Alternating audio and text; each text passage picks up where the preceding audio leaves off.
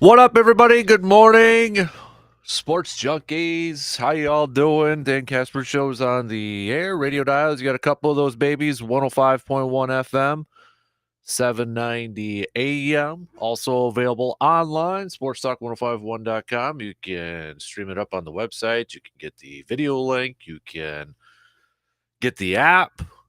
Check it out there or on your Google and Alexa home devices. It's been a few days there. How y'all doing? Ready to get back in the regular scheduled programming, if you will.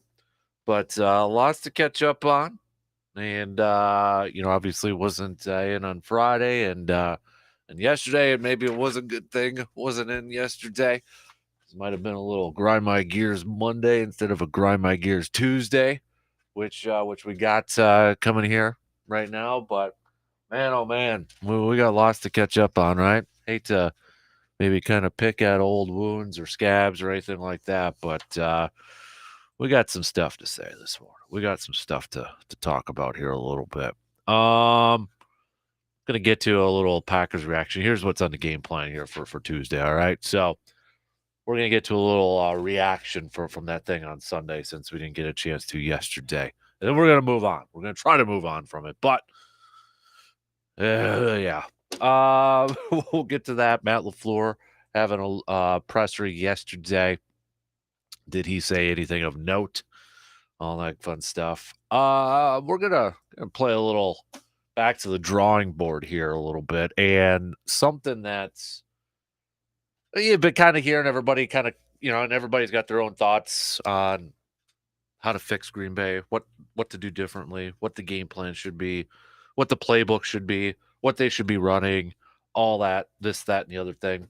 So we're going to go back to the drawing board here. We're going to play a little back to the drawing board, and we're going to kind of come up with some stuff to maybe try to, if we were the people in charge, right? If we were the coach or coaches, if we were in the bowels of 1265 Lombardi Avenue, what would we do? And one thing I kind of want to focus on is kind of the talk out there the last few days is how to beat man coverage. Packers receivers struggling a little bit against man coverage. How do you beat man coverage? So we'll take a look at that and obviously a lot of other stuff. And I got the feeling it's probably going to be repeating some of the stuff that's, it's been griping Packers fans' gears for the last, I don't know, couple weeks, few weeks here. So yeah, we'll get to that coming up here in just a little bit. The NBA season kicks off as well tonight. Bucks, they won't be in action until Thursday. But as we approach this Bucks season, kind of maybe flying under the radar here a little bit. But I mean, there's some high expectations again, and rightfully so for this Bucks team. I mean, you go to CBS Sports, and you see the NBA predictions out there, and it's between the Bucks and the Celtics for a lot of those writers and analysts out there to win the Eastern Conference to get back to the NBA Finals. A couple of them picking the Bucks to win the whole darn thing here. Western Conference, it's kind of all over the place. A lot of Clippers love on there if you're looking just at some of the NBA predictions in the Eastern Conference. But they got a couple people picking the Bucks out there to win it all. So I know the Bucks. We got a couple days yet. We'll get to kind of your season predictions when we get to game day and such. But I've got my five biggest questions heading into this Bucks season. Another season which I think we would all agree championship aspirations. Coming off of a disappointing Brewer season. We're in the beginnings, or I guess in the second quarter of a subpar, or I guess based on record, average Packers season right now. A lot of disappointment there. Yeah, we've got a team right here in our state, people, that if you're not hitching your bandwagon, I know some people may not be the biggest basketball fans or the biggest NBA fans, but we got a team right here in this state that could win another championship. They're second in the last 3 years. That's your Milwaukee Bucks, led by the Greek freak himself, Giannis Antetokounmpo. So, but I've got my five biggest questions heading into this Buck season as we start to get close to tip off for this Buck season. So I'll throw it back to all of you out there. If you had, what are your biggest questions surrounding this Bucks team heading into this season? What are your biggest questions? Hold off on the predictions here a little bit. We'll kind of get to that. I know the NBA season technically starts tonight. You got a couple games going there, but with the Bucks, kind of a couple days, a little bit later, I think we're going to hit up some season predictions tomorrow just because we got a lot of stuff to kind of catch up on here today. But as this is the beginning, opening week here, my five biggest questions, but what are your biggest questions surrounding this Bucks team as we open up another season with high expectations? Grayson Allen could be a question mark. Is it the health of Chris Middleton? Chris Middleton expected to miss the first few weeks of the season. Health overall for the team. I mean, there's a few different things out there. So we'll hit that up. Coming up, MLB playoffs. We're still waiting around for the Guardians and the Yankees to finish up their series. Game 5 postponed to today. So get that through, and then we can move on to the championship series coming up here. But yeah, delayed last night. So today we're going to get that game in, and then game 1 between Philadelphia and San Diego. So all upsets in the National League. Padres, Phillies. Come on, Cleveland. You're my only hope right now to get anything salvage out of my picks right now. I mean, if the Yankees get it done, then it's like complete different opposites. American League was all chalk. National League, nope. All wild cards. But let's get this game through and get to it. Have you guys been enjoying the postseason so far? Been watching it, kind of paying attention to it? Have you been enjoying the postseason? Maybe you enjoyed seeing the Dodgers getting knocked out, but it was at the hands of the Padres and Josh Hader. So maybe kind of just, a little salt in the wound there a little bit. Maybe you're like, it depends on tonight if the Yankees win or not. Don't want to see the Yankees in there. Maybe.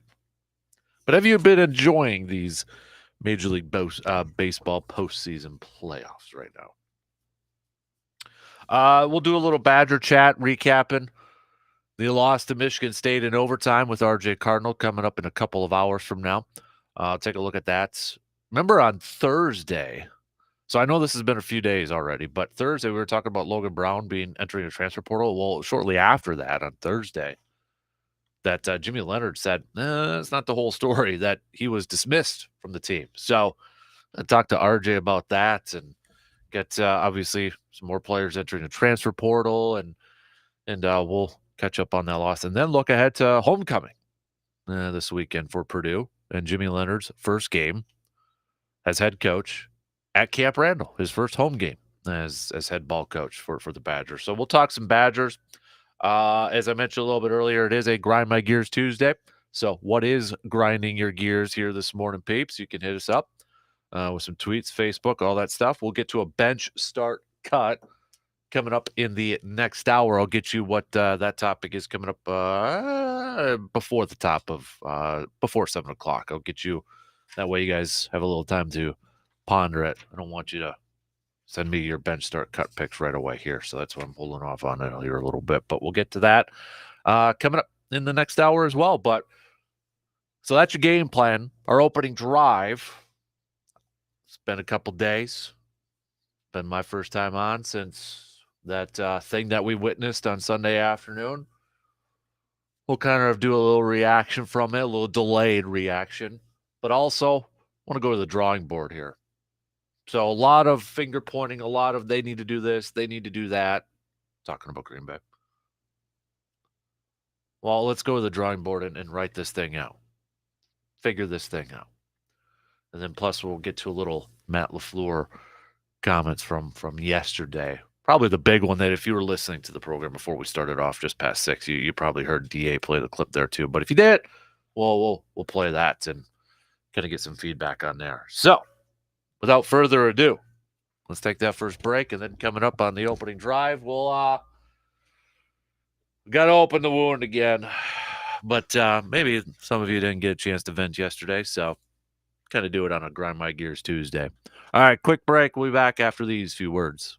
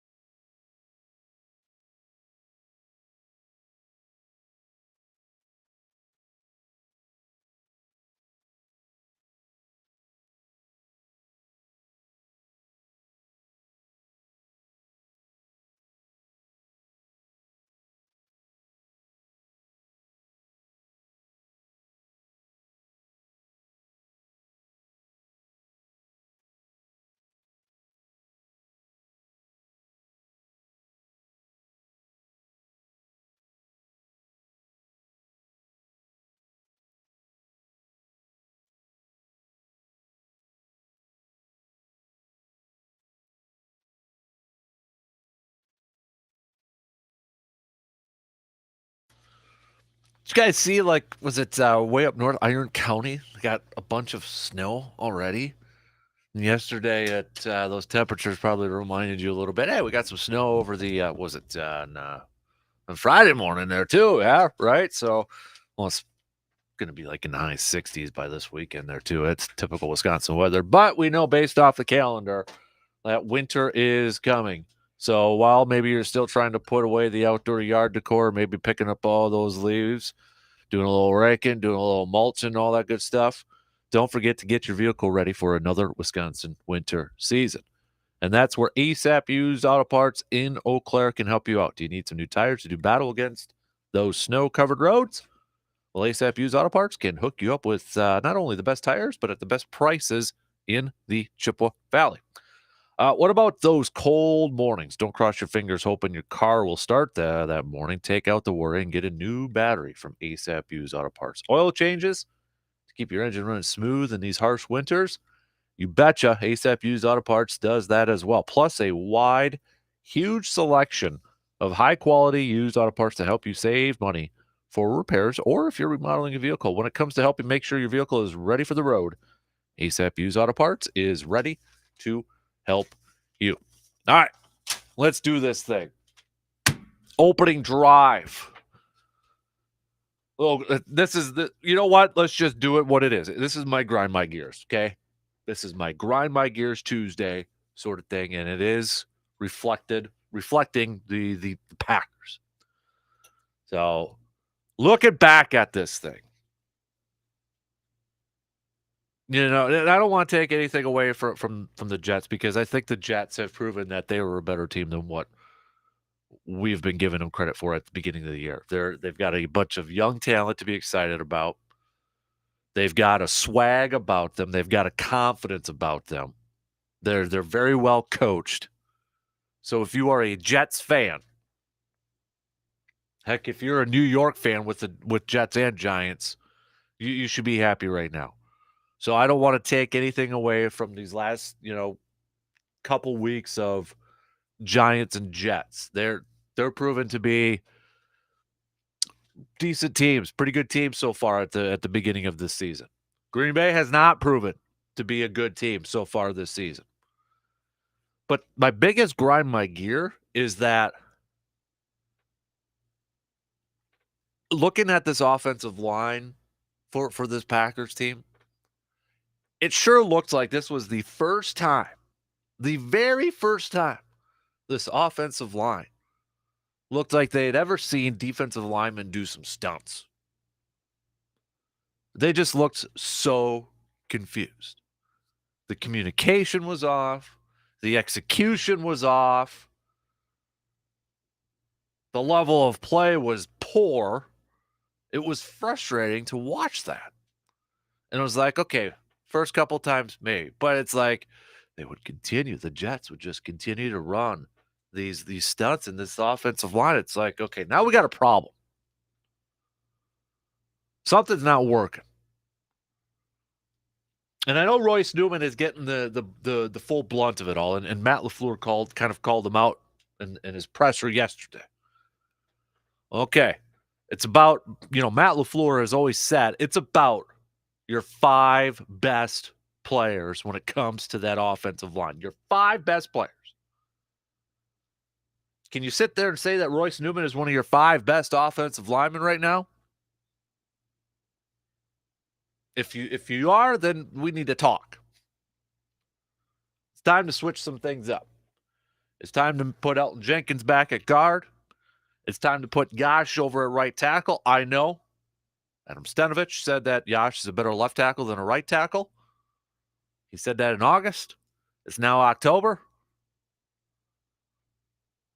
At this point, put the 5 best out there. If that's Zach Tom, put Zach Tom in there. Royce Newman is not one of the 5 best offensive linemen right now. It starts there. Change it up. But my biggest grind my gear was just sitting there watching. It looked like this was the first time, the very first time, this offensive line, this interior, the interior of this offensive line looked like they were going through, saw stunts, defensive linemen. I was like, what's going on here? And did anybody else kind of when you're watching that game, kind of getting a halftime, 3-3. But did you have a flashback? Anybody who's seen the movie Waterboy? Coach Klein, Henry Winkler, sitting at halftime in the locker, kind of peeks his head out and says, "Anybody got any ideas?" And that just kind of kept going through my mind. I'm like, that's what I feel like right now. It's like, anybody got any ideas? And I said, a couple weeks ago that I agreed with Dan Orlovsky from ESPN, who said, this offense kind of trending up. It's ticking up. The arrows, and I said, I think it's just slightly up. Not full up, 90 degrees, but just slightly. Kiss of death. Last couple of weeks has been poo. And I feel like it's the same frustrations that we're having over and over and over again. Kind of referring to the running back situation with Aaron Jones. And I'm getting tired of hearing that's not good enough. When was it on Sunday after the game or yesterday when Matt LaFleur mentioned that, or he was asked about Aaron Jones only getting 3 carries. Was it in the first half or first quarter or something like that? He's like, yeah, that's not good enough.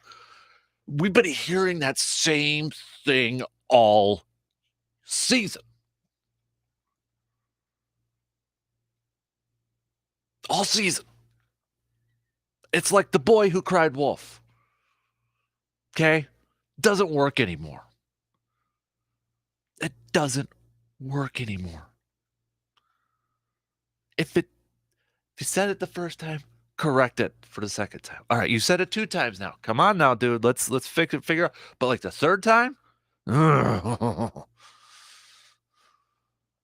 it's frustrating to hear the same excuses every single time. I don't get it. I don't get it. I don't understand it. It's kind of like going back to, I hate to pick on the guy, but, back to Mike McCarthy when Aaron Jones first got started in the league. And we remember it was a few years ago when he was like a rookie, him and Jamal Williams, and we're sitting there, I was like, why are we not giving Jones the ball more?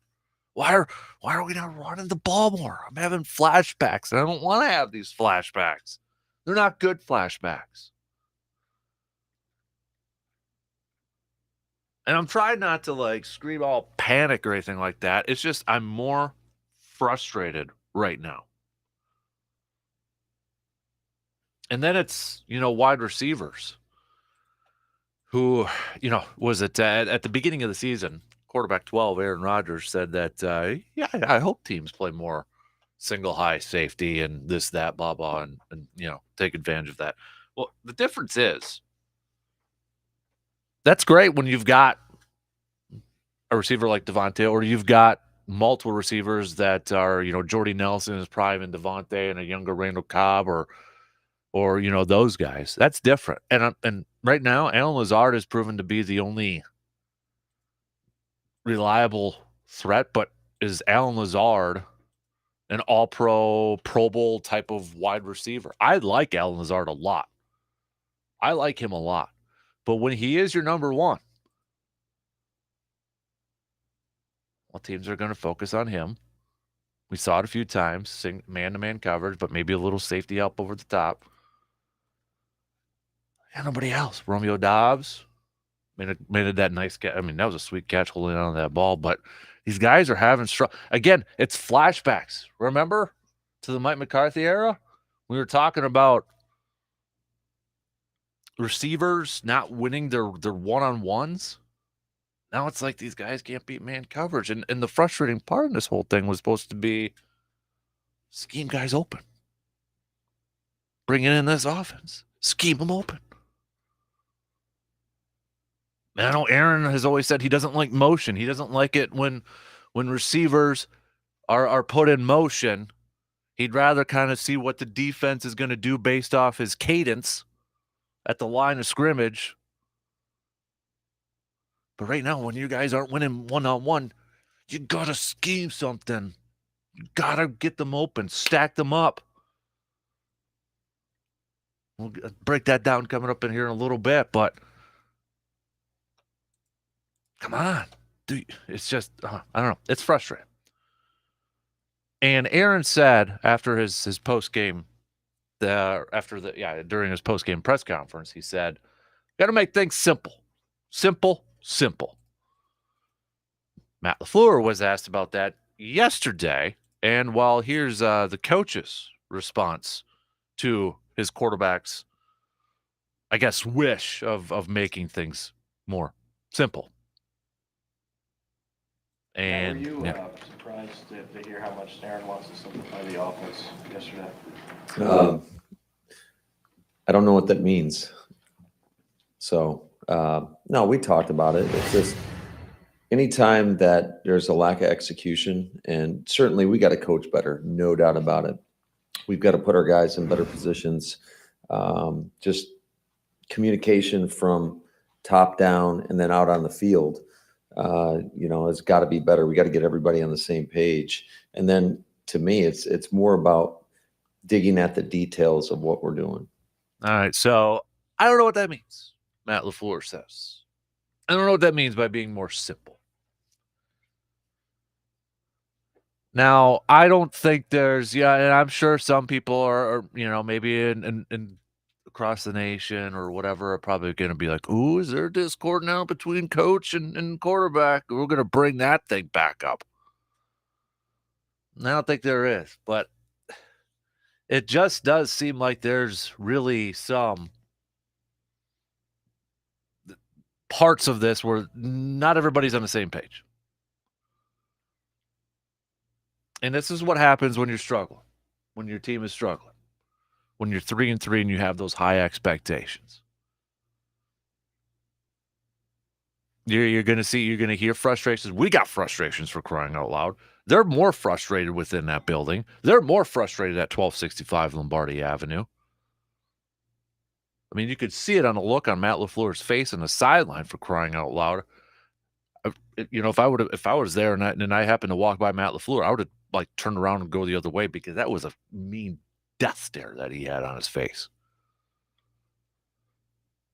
But I think we're seeing some big time frustration amongst coaches, amongst players, because it ain't working how they thought it was supposed to be working out right now.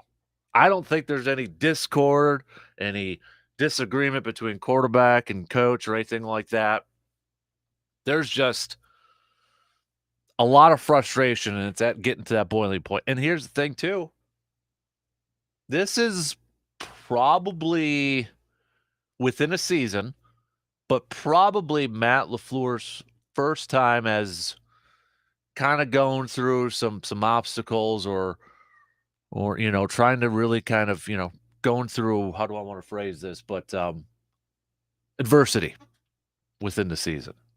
Obviously he went through some adversity in an off season with his quarterback and whether he was going to show up or not. But within a season, I think it's safe to say this might be the first time Matt LaFleur has had to face in-season adversity. It's the first time he's had a 2-game losing streak, for crying out loud. His first 3 years as an NFL head coach, he was setting records in the regular season. Now into his 4th year, he's suffered his first 2-game losing streak. This is the first time he's faced in-season adversity. So now the spotlight's on the coach, or it's a little bit brighter, because we want to see how he bounces back. We want to see how this team bounces back. You got a game at Washington and it's followed up by a game at Buffalo. It ain't gonna. And then you got at Detroit, and then Mike McCarthy comes back, and then you got Derrick Henry and the Tennessee Titans, and then you're at Philly. It ain't gonna get easier coming up here. Man, this is not. And then defensively, I liked how they came out and were physical and aggressive. Jair Alexander following Garrett Wilson around. Run defense still struggled, especially down at the end of the game. And it almost felt like, after the blocked punt return for a touchdown, it's like it just sucked the air out of everybody. Like at that point, Green Bay was down by a touchdown. But after that, going up 2 possessions, it's just like it sucked everything out. And then you kind of just felt like, oh yeah, they're giving up now. You question the heart, question the focus. But that's at that point, that was that point right there, that turning point. It's like, oh, yeah. And then you could kind of see it at the end of the game. It was just the tackling. I had Lombardi in my head watching some of that quote unquote tackling. Lombardi's quote, nobody's tackling, just grabbing out there. Grab, grab, grab. That's what it felt like watching it at the end there. And credit to the Jets and credit to Matt LaFleur's brother, Mike LaFleur, who's offensive coordinator, got creative. The offense was kind of like bleh for the Jets for the first half, first couple quarters. But we talk about adjusting at the half. How many times have we talked about that after every game or every week? Adjustments. Give the younger LaFleur credit. Got creative in a couple different ways for the Jets to move the ball, and I get it. I understand, some of their points were based off special teams. 7 points for a block punt, and then, short field with the A.J. Dillon fumble there, but they got it done. And I just feel like big plays have been such a detriment to this team that when you kind of go back even to the Patriots game or the Giants and then the Jets, these last 3 weeks, it's been big plays.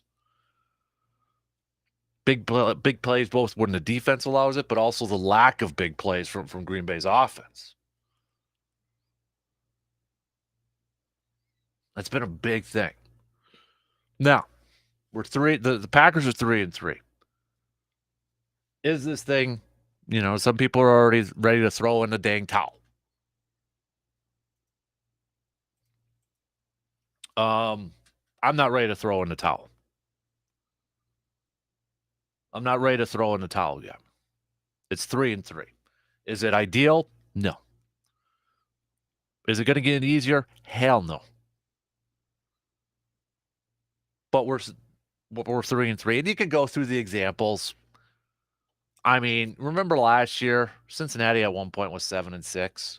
They made the Super Bowl. Buffalo was 7-6. They were maybe a play away from going to the AFC Championship game in that thriller with the Chiefs. Then everybody's favorite, the 2010 Packers, also started 3-3. Remember the Buccaneers were the year they won the Super Bowl. At one point, they were 7-5, and people were like, are they going to make the playoffs? Yeah, maybe to kind of really spin this thing, it's like, well, look at the last couple years when Green Bay started off hot in the regular season. And then when it gets to the postseason, like, bleh. You can spin it this way. All right, start off a little slow and then get hot going into the postseason. All right. But I think the thing is, the frustrating part of this whole thing is that it's confusing what's kind of going on. Like, we feel like it's like, well, why are we not handing the ball off more? Why are we not, allowing our corners? Why did it take till game 6 to allow our corners to do this? Why can't we stop the run? What's going on, with, I thought we were going to be able to spread the ball around a little bit more with the passing game, and now we can't even, get it to a wide receiver. The offensive line looks like that was the first time they've played. It's like you're just sitting there scratching your head. It's like, what the heck is going on? And it's simple. If they don't start simply playing better and doing their job, they ain't going anywhere. All sides. Players, coaches. The last couple of weeks, we've been hearing the whole thing about it. It's about 11 guys being on the same page.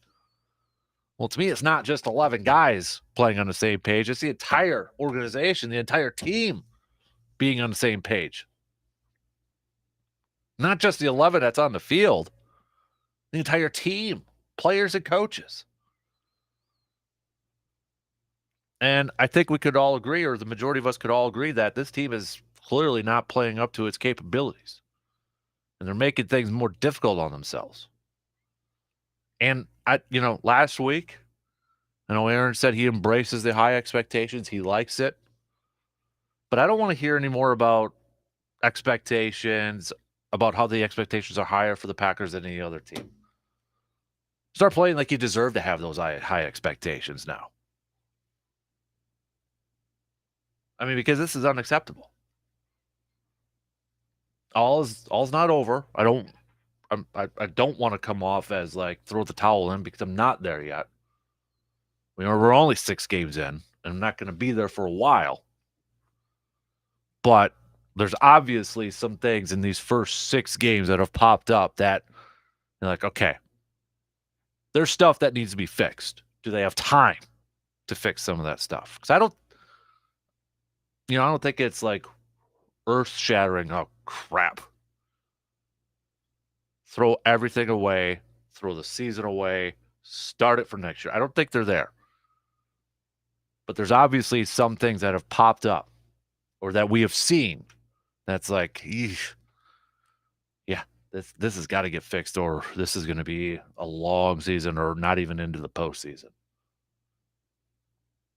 And isn't it kind of weird when you look at the NFC, and this is, for all the preseason picks and all those preseason expectations, and kind of like, oh yeah, that's a lock. That team's a lock to get in there.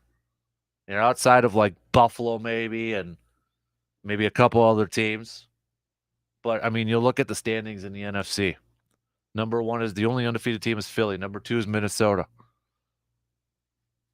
You look at the Buccaneers, and you look at the Packers, and you look at the Ravens, and you look at the Rams. All teams, 3 losses. Just like everybody predicted. And you got the Jets, and you got the Giants with better records than those teams.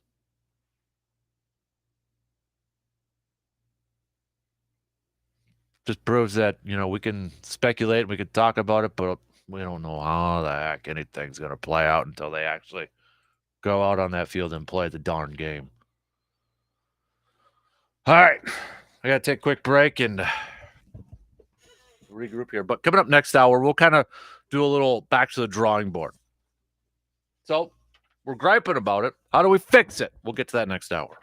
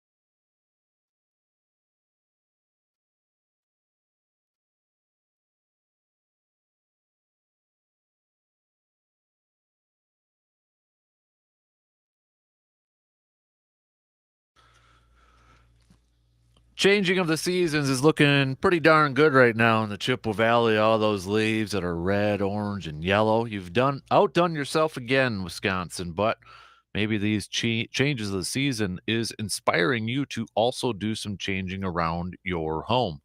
Thinking about changing up that furniture or layout in your home, but not sure where to start? Well, here's a two-step process to help you out.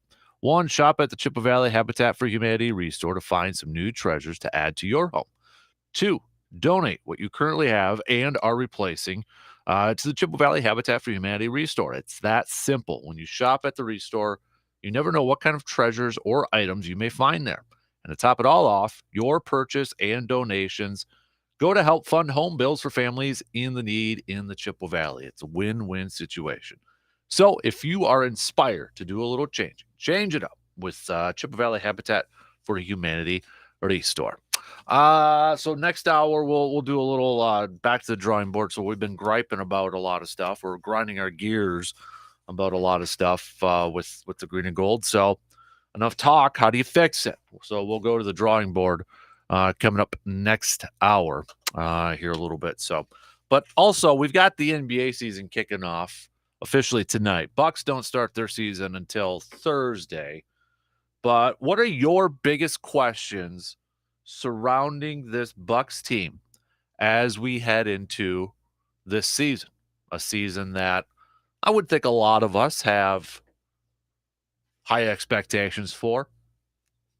I mean, my goal is a championship for this Bucks team. And why wouldn't it be? But what are your 5 biggest questions for this Milwaukee Bucks team? So I'll get to my 5 coming up next hour, but I wanted to give you guys some time as well to kind of think about it and maybe give me one or give me a couple of questions that you have surrounding this Bucks team. But a lot of preseason picks, if you kind of want to look at the analysts out there and see where they're kind of riding with this thing. You know, you go to CBS Sports and you look at their NBA writers. They had 3, 6, 7, 8 writers make picks. And coming out of the Eastern Conference, 5 of the 8 picked the Bucks to go to the finals, to come out of the Eastern Conference. Just 2 picking the Bucks to win the whole thing. A lot of love for the Clippers this year. A lot of love for the Clippers, especially coming out of the Western Conference. And it looks like they were the hot team for NBA Finals. They had the most picks with 3. It looks like the Bucks had the second most picks with 2. Then you had 1 for the Celtics and 1 for the Warriors and 1 for the Nuggets too. But that's just CBS Sports. We can, go to different avenues and that sort of thing too. So, but think about it for a little bit. And what are your biggest questions? I kind of threw some of them out there. Maybe it's health. Maybe it's, who's going to be that 4th player, 3-point shooting or something like that. But there's some high praise for Drew Holiday the other day. I saw too on, The Athletic? See if I can bring up the quote from a Western Conference assistant coach. See if I can. Yeah, how would coaches have voted for the 2021-2022 Defensive Player of the Year? A Western Conference assistant coach said this about Drew Holiday as far as him taking on the toughest matchup every night. He does it, and he's the best in the league at doing it. I said it last year, and I'm still with this. I think Drew Holiday is one of the most underrated players in the entire association, in the entire NBA. I think he's one of the most underrated players. Doesn't get talked about enough. His defense. And yeah, you can look at his inconsistency with his offense at times. But how much do you factor that into just because he spends so much freaking energy on defense? I think there's something to that. But I think Drew Holiday is one of the more underrated players in the league. He should have at least a few All-Star games under his belt, and I think he only has 1. He just reminds me of an old school point guard. And I love that. I love it. So, all right. Don't forget to make your picks too for our Pro Football Weekly pick. I don't even want to check where I'm at because I've just been doing awful. Been doing awful in fantasy football too. God awful. Garbage. But don't forget to make your picks now for week 7 of the season, now that week 6 is officially in the books, with the Chargers getting a victory over the Broncos last night. So just go to sportstalk1051.com and click on the Nation tab. And while you're there, doing your picks, your weekly picks, don't forget you can nominate a sports spotlight for our Carpet City Flooring Center Sports Spotlight Award. You can nominate a team, a player, or a coach. You can also submit a topic idea or a question for the Man Cave podcast and enter to win some Chippewa Steel hockey tickets. And with hunting season underway now too, you can upload your picks for the Tilden Gun Trophy Board. Upload your picks there. Anybody have any luck? I did not have any luck this past weekend. Nada. Zip. So, yeah, my picks are just struggling big time right now. Woo. All right, well, maybe a couple weeks, get back on that first page of the leaderboard there. But, man, oh, man. Been struggling for both fantasy and picks. And this weekend's games, there's not really a whole lot to get excited about, too. Is that we got, let me, come on, load up. I know the schedule. Yeah, it's like Thursday's the Saints in Arizona. Arizona getting another flipping wide receiver. They got Anderson from the Panthers yesterday. You guys see that? After Anderson, gets kicked off the sideline on Sunday, the next day he's traded to the Cardinals, where they're getting DeAndre Hopkins back this week. I know Hollywood Brown's got a foot injury, but it's not as bad as they initially thought. Now they got Anderson. AJ Green. So, I mean, they're loading up there for Kyler Murray, but how much of a factor or how much it'll help over there. But you got the trade deadline coming up here in a couple weeks, too. It's coming up. And I think now, especially with the Packers, you're going to start to hear more people kind of clamor like, all right, going to make some moves. Do they need to make some moves? I think maybe more people this year would be like, yeah, get maybe some receiving help. Yeah, there's obviously a free agent out there in Odell Beckham Jr., but I guess the question at hand is, the Packers afford to wait until maybe November for Odell Beckham Jr. Trade deadline's the 1st. Following week 8. So after that Buffalo game, can they afford to wait for Odell to be healthy, or do they got to make a move somewhere else? I got to acquire somebody from somewhere. I mean, if they wait in mid-November, are they still going to be in it? I would hope so. But if they need somebody now to help contribute now, who else is out there? Who would you like them to kind of target? I know Brandon Cooks always gets mentioned, but remember, he just signed a contract extension with the Texans this offseason. Texans want him around. Now that Anderson's leaving the Panthers to go to the Cardinals, DJ Moore over there at Carolina. Carolina needs some picks. But who else is out there? Think about that for a little bit and hit me up with some picks. But we got to start factoring that in here too, because what is it? 2 weeks from today. 2 weeks from today is a trade deadline. What up, Morgs? Welcome back. Thanks.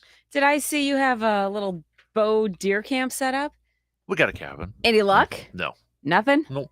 Spotting anything? Trail Yeah, camp? we've seen some, but nothing? just, no. Nothing dragged back Nope. in the truck? Nope. Are you liking being out in the woods again? I've always liked it. So, All right. It was a little windy though, but I was going to say, breezy there just for me Mhm. outside walking the dogs. I wasn't even sitting anywhere. no, it was good. Good to get away for a little bit. Good. For I sure. thought maybe I'd have some venison coming my way, but no luck. Do you like venison? Love it. Huh? Yeah, anything gamey. Really? Yeah. I never would have pegged you for that. Oh, yeah, absolutely. Never would have pegged you. Good for that, killing. I got to go freezer Jeez. hunting. Okay. I got my niece going out for her first hunt this year. She went through hunter safety, did all that. So now she's headed out for her first hunt. So she's pretty excited. So I told her I'd buy meat from her. She told me, I'll think about what to charge you. Like, oh, come Oh. on. What happened to the free ante? Well, you got to It's like go mark up, yeah. Oh, take it to the processing place if they don't do it themselves and then I mark think up. she's So, trying to make a big profit off me too. good. I'm a I'd do the softie. same thing. So you have your love for hauntings and curses and that kind of thing. Yeah. Did you hear about the home that was once owned by the Red Sox owner Harry Frazee? No. You didn't hear about that? No. So, yeah, of course, he went down in history as the man behind the curse of the Bambino. Traded Babe Ruth to New York Yankees in 1920. Red Sox had won the most World Series titles prior to the trade. Then, of course, they didn't win until 2004. I used to live next to Fenway, so that was it's a big eruption for that celebration. The so-called Hemlock Castle, though, was built in 1913, 4 acres. It's in Connecticut. It just sold $10.4 million. Would you live in, buy a piece of real estate, have a house that had any provenance like the cursed house or that was known to be haunted, or visiting? It's one thing, but would you Would I live in it? No. Yeah. Like in No. real estate, do you think they should disclose if somebody died in the home or if there's Do some states supposed to, though? yeah. I think some Yeah. are supposed to. Do you think that should be mandatory, or if there are any hauntings or like local lore and legends I think surrounding if a there's piece of hauntings on property? there should be. Absolutely. So you would 100%. visit it, but you would never live in it. Correct. Okay. Yes. I think you have to. 100%. What about something like this where it's the people say that the curse is attached to it? Well, people will still buy that. Oh yeah, absolutely. Yeah, Just there's- sold, yeah, for millions. yeah. In fact, other celebrities who've lived there, I didn't know this, but Glenn Close and Mel Gibson actually lived in that house too. But Wow. yeah, so Well, it's maybe off that's the what's market wrong. now. Maybe that's what happened to Mel Gibson. Yeah, he could argue that the curse hit him Yeah. as well. Exactly. Got splaining to do. All right. Thanks, Marks. Anytime. 1 hour in, 2 more to go. We'll do a little drawing board next hour, plus some Bucks chat with the season coming up this week.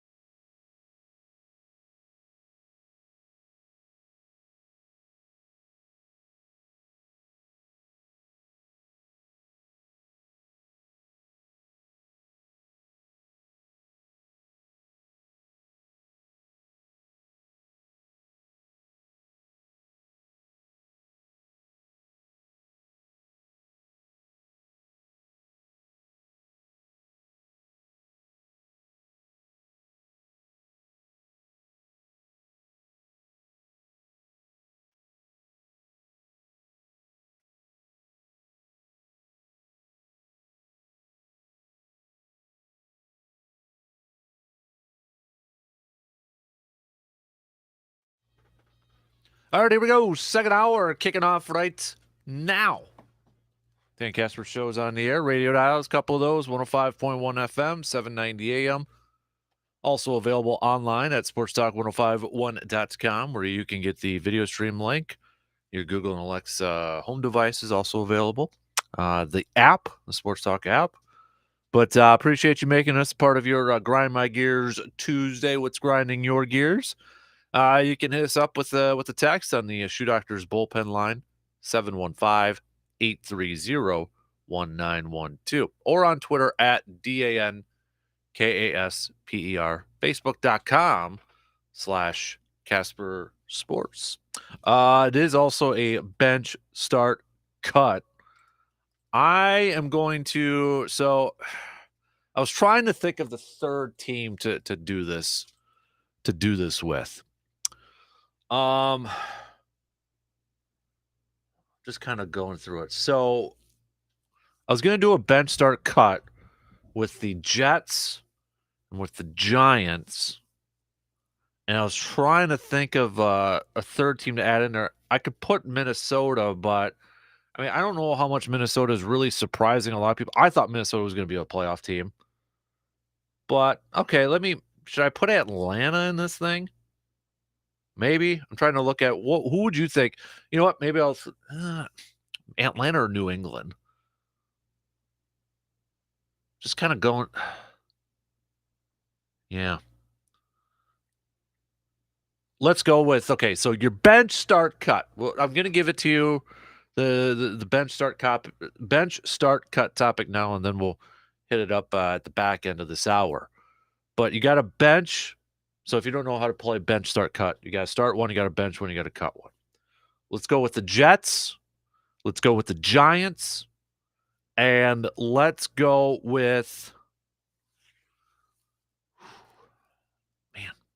let's go with New England or Atlanta. Okay, I know I got to think about that one here a little bit. No, I'll go Atlanta. I'm going to go Atlanta, okay?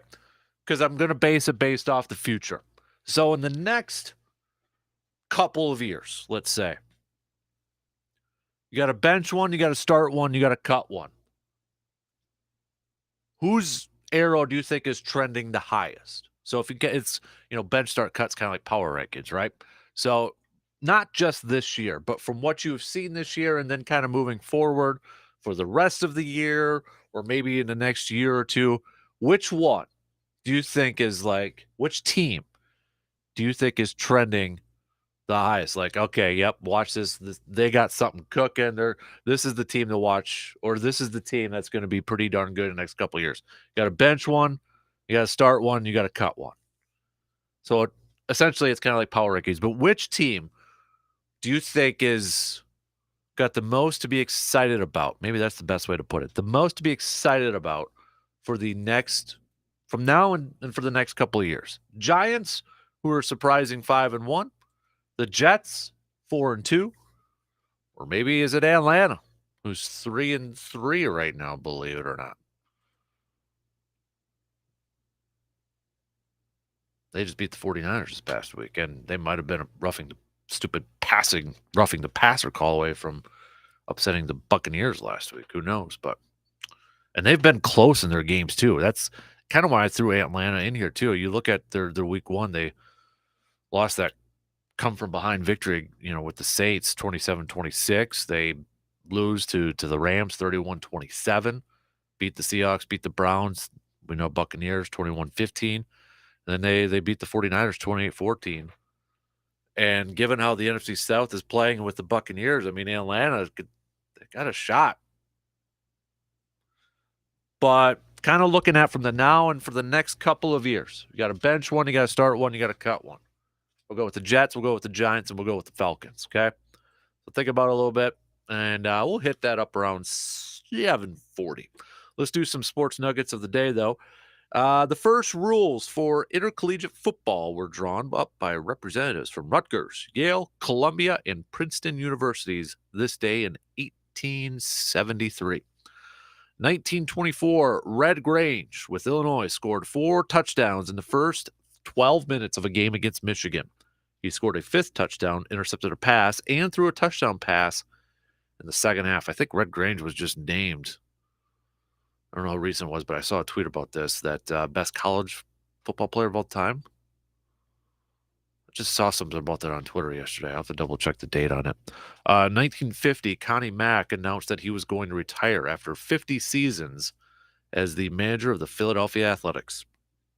1956, NFL Commissioner Burt Bell disallowed the use of radio-equipped helmets by NFL quarterbacks.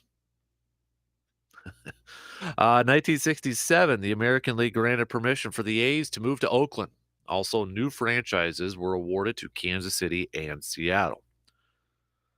Let's go with, I think is that, scroll down here. Oh, 1977, Reggie Jackson tied Babe Ruth's record for hitting 3 home runs in a single World Series game. Jackson was only the second player to achieve this. Those are just some of your sports nuggets for this morning. Speaking of that, anybody, have you guys been enjoying the Major League postseason?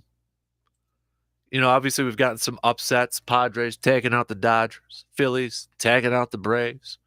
We got Phillies and Dodgers, 2 wild cards matched up for the to go with the World Series in the National League. We'll find out if it's going to be all chalk in the American League. Hopefully today, if the weather actually cooperates between the Guardians and the Yankees. But if the Yankees win, then it's like 2 completely different sides of the bracket where, you know, AL, it's all the top seeds, and then the NL was the, you know, 2 wild card teams there. The 2 low wild card teams. We'll see if Cleveland, though, can pick up that win and move on and knock out the Yanks and the Bronx there. But, you know, I've enjoyed them. I've enjoyed them. I've always liked October baseball. Yeah, I would love to see your team and the Brewers and into the postseason and such. But I've always enjoyed October baseball. I've enjoyed these playoffs too. I mean, there's been some good stories. There's been some obviously, you know, great play and some upsets in there. And I always like little upsets here and there. I would have liked to have seen the Mariners kind of do something against Houston and maybe make that a little bit more of a series. But, you know, kind of getting that on the National League side of things, right? I mean, the 3 teams that I think were 3 or 4 teams that everybody kind of pegged to go were Braves or Dodgers. They're out. Cardinals were out early. But some people kind of said, hey, watch out for the Phillies, maybe, you know, you know, if it clicks and kind of gets her going here a little bit, watch out for them. And, you know, those of you who said that, you are exactly right. Here they are, the championship series.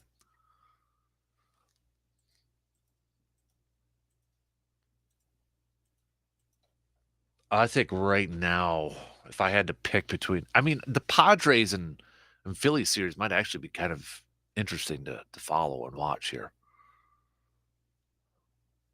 But as a Brewers fan, are you cheering for the Padres knowing, I mean, you've got a couple of Brewers connections on there, right? Obviously, Josh Hader's the big one.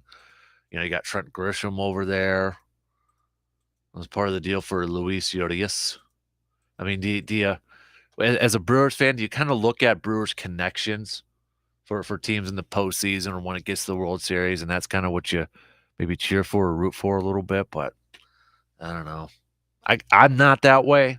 Me personally, I'm not really, unless it's a player that I really, really liked or you know, just have a really good history with the Brewers and such. I mean, yeah, it'd be cool for Josh Hader to get a World Series ring, but it might be still a little raw. And it's not Josh Hader's fault, but it might be still a little bit raw for Brewers fans. Seeing Josh Hader have some success over there. I'm still on the Cleveland bandwagon, though. I want Cleveland to get it done because, well, then they can get their World Series, and then we can move on to who's next on that list to knock off a World Series. All right, we're gonna get to the drawing board here in momentarily. But I've got what we've been griping. It's grinding my gears Tuesday about what's going on with the Packers and that sort of thing. But one thing that we've kind of been hearing about it, and if you listen to the telecast again Sunday, by the way, Greg Olson is so solid. But you're kind of starting to hear a little bit more the last couple days is man coverage and that sort of thing, and the Packers receivers struggling with man coverage, and Aaron struggling getting the ball to his receivers in man coverage. How can we make things easier for both the quarterback and the wide receivers? We're going to go to the drawing board here coming up about 7:45 and go through some ways to make this easier. And some of the ways is maybe what's really frustrating about this whole thing is because you'd think that this style of offense would be able to do that, but for whatever reason, they're not doing it enough. So we'll get to that. But we're going to take a quick break, and we're actually going to talk a little hoops here with the NBA season getting ready to tip off. And while Wisconsin sports fans, the Brewers, they didn't make the postseason. Packers, average right now at best based off the record. So you got the Bucks with high expectations. Pretty darn solid team. Let's start hitching the wagon to the Milwaukee Bucks right now. Their season starts on Thursday. But what are your biggest questions surrounding this Bucks team as they approach the season, as they get ready for this season? I've got 5. But if you got any of them, if you got something out there that you want to hit us up with, we'll do so on Twitter, Facebook, or giving us a quick text, okay? So we'll take that quick break, and then coming up next, we'll talk some hoops. My 5 biggest questions for the Bucks heading into this season.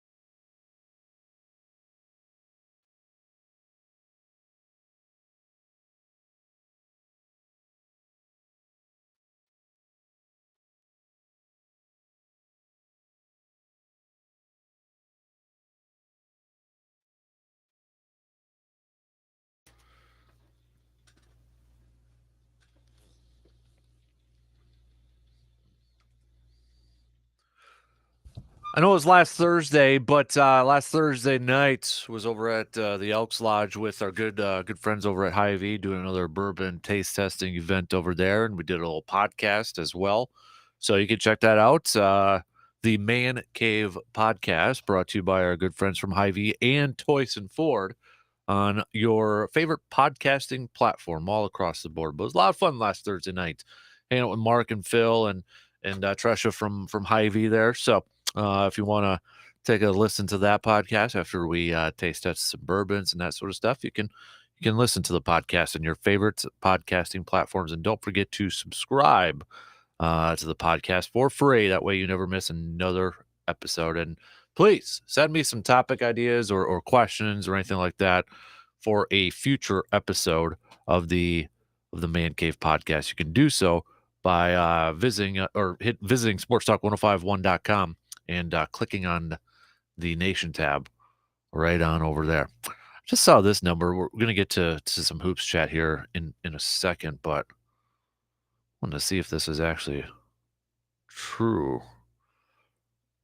Okay, I just saw somebody was it NFL on CBS. Daniel Jones has a lower interception / attempt percent than many notable quarterbacks this season, including Aaron Rodgers, Josh Allen, Patrick Mahomes, and Joe Burrow. So Daniel Jones is 1.3, Aaron Jones is 1.4. So I'm kind of looking at this, and like Aaron Rodgers still has a lower interception per attempt percent than Josh Allen, Patrick Mahomes, and Joe Burrow. So I was looking at like interceptions, and Tom Brady's only thrown one so far this year. The Hall of Famer Bailey from New England's thrown one there too. Zach Wilson's thrown two. Aaron's got 3 so far this year. Okay, that's what I was trying to find up there. So, all right, let's switch gears here just for a little bit and talk some hoops. Switch it up. Buck season tips off Thursday. You'll be able to catch the games, of course, here on the radio dials of 105.1 FM and 790 AM all season long. But their season tips off Thursday. The NBA technically tips off tonight with a couple of games. But what are your biggest questions when it comes to this Bucks team heading into this season? I'm sure we got a few of them out there, but I've got 5. So my 5 biggest questions for the Milwaukee Bucks heading into the season. Number 1 starts with health. And it starts off with Chris Middleton. Now, he's expected to miss the first few weeks of the regular season, still recovering from that wrist surgery that he had in the offseason. But Chris Middleton, we saw the effect of with how much it affected the team without him in the postseason against the Celtics. We saw that. So he is definitely a big-time key and a focal part of this team for the Bucks to win a championship. So they got to make sure that when he's back, he's ready to go, because he is a big part of this team, and the Bucks are going to miss him in these first few weeks. You got Philadelphia, and then you go on the road right away against Houston, but then Brooklyn, and then you got the Knicks, Atlanta, Detroit again. Then you come home against Minnesota, OKC, Atlanta, OKC, San Antonio there. That's just the first couple weeks of the season. So maybe we should eye like a beginning of December type of return for Chris Middleton, maybe a little bit beforehand. But not only Middleton, but now Pat Connaughton too, because Pat Connaughton's going to miss a couple weeks here because he's got a right calf strain. So health to me is the biggest question for the Bucks heading into the season, and it will be throughout the season. I mean, Giannis played a lot in the summer overseas with his national team. We all know about load management. As much as it grinds people's gears about load management in the NBA, it's a thing. I don't think it's going to be going away anytime soon. But health is definitely my number 1 biggest question for the Bucks heading into this season. With that too, kind of feeds off that, but the rotation for this Bucks team, especially in the early goings, because I can't imagine the Bucks necessarily wanting Giannis to go out there and averaging, 43, 44 minutes a game right away. Especially with him playing in the summer. So what's the rotation going to look like when you also factor in that Chris Middleton's going to be missing some time, Pat Connaughton's going to be missing some time? What's that rotation going to look like? And who are the guys that are going to step up and really take advantage of those minutes? You know, you look at the backcourt, you got Drew Holiday as your starter, but then Javon Carter had a nice preseason, and he's been known to be a nice three-point threat. Showed it a little bit last year. George Hill, down year last year. Can he step up and have one more year in him? Serge Ibaka, is he going to be able to get out on the court? We know Bobby Portis is going to be probably the sixth man coming off the bench between him and Pat Connaughton when they're healthy. But then you got Joe Ingles, the newbie, coming over. Can Jordan Nora get any minutes? What's this rotation going to look like, especially at the beginning of the year when you're trying not to give your guys like Drew Holiday and Giannis a lot of minutes and kind of easing them in, or you don't want to stress them right away too much. So I'm curious to see how this rotation works, especially too like in that two guard spot. Grayson's the starter, but who can be that guy to come in after Wesley Matthews? We know he's more of a known for his defense, and once in a while he's been able to hit some big threes. And where is there going to be some consistency with this rotation? Is there going to be some consistency with the bench? Because how many times have we seen it where, Grayson Allen's, Grayson Allen's had a good game and then nothing. Pat Connaughton, great game, and then pretty quiet. It's been up and down kind of a little bit. Are we going to see some consistency? Speaking of Grayson Allen, that's my next big question. Can he be the guy at that 4 spot? Or 2 spot, excuse me, the shooting guard. Can he be that guy? Can he be a 3-point threat, a consistent 3-point threat for this team? Last year, averaged 11, just a little over 11 points per game. And we really needed to see him step it up when Chris Middleton went down in the postseason. And we didn't see that. So can Grayson Allen, remember, he signed a contract extension with the Bucks last year. Can he be that guy? Because when you look at this, the postseason that he had against Boston, game 1, 11 points, and that was the only game that he scored double digits. The only game.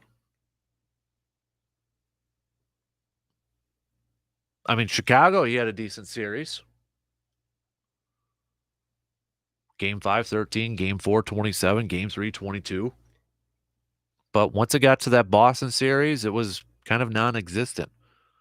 So Grayson Allen, to me, is the next big question, because can he be kind of that 4th guy? Or, can he be that threat from the perimeter? And can he step up when his number is called? And 3-point shooting, too. We've been hearing, we're just talking about 3-point shooting with Grayson Allen. But we've been hearing, Carter's had a really good preseason with his 3-point shooting. They bring in Joe to help out with the 3-point shooting over from Utah. Are we going to see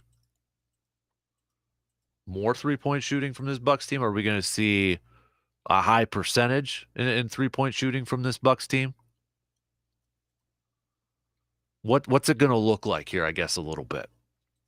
If we look at last year for, let's bring up 3-point percentage last year. So the Bucks overall were the 3rd highest scoring team in the NBA. Only Minnesota and Memphis outscored them. Minnesota 115.9, Memphis 115.6, Milwaukee 115.5. When you look at 3-point shooting, the Bucks actually were in top 5. They were 36.6. Miami was number 1 at 37.9. But when you look at the postseason, the Bucks were 11th. The Bucks 3-point shooting in the postseason dropped to a 32.7. 32.7. And you look at their points per game, they were 13th in the postseason. Now, you can also say Chris Middleton effect. No Chris Middleton, scoring went down. Some of the three-point percentages went down. And yeah, that's probably a factor in it. But I think the Bucks also want to see some more consistency coming from that three-point line. And then my fifth and final biggest question. I'm really curious to see what kind of defense the Bucks are going to play this year, because ever since Mike Budenholzer has been there, they have been a very good interior defensive team. And when you look at it, it's like, well, you got Brook Lopez and you got Giannis. That's a lot of height. That's a lot of wingspan down low. But if you remember the Boston series, Boston was having some success from the perimeter.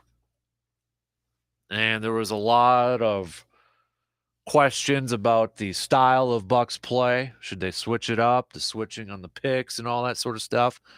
And one of the Bucks assistant coaches a couple weeks ago, I forget his name off the top of my head, but he might have accidentally let it slip that the Bucks have kind of changed up their defensive game plan for this year. And Mike Budenholzer kind of shot it down right away. So I don't know if he's trying to, hide it and kind of catch people, off guard there a little bit. But I think there's no doubt that the Bucks really have to focus on improving their perimeter defense this year.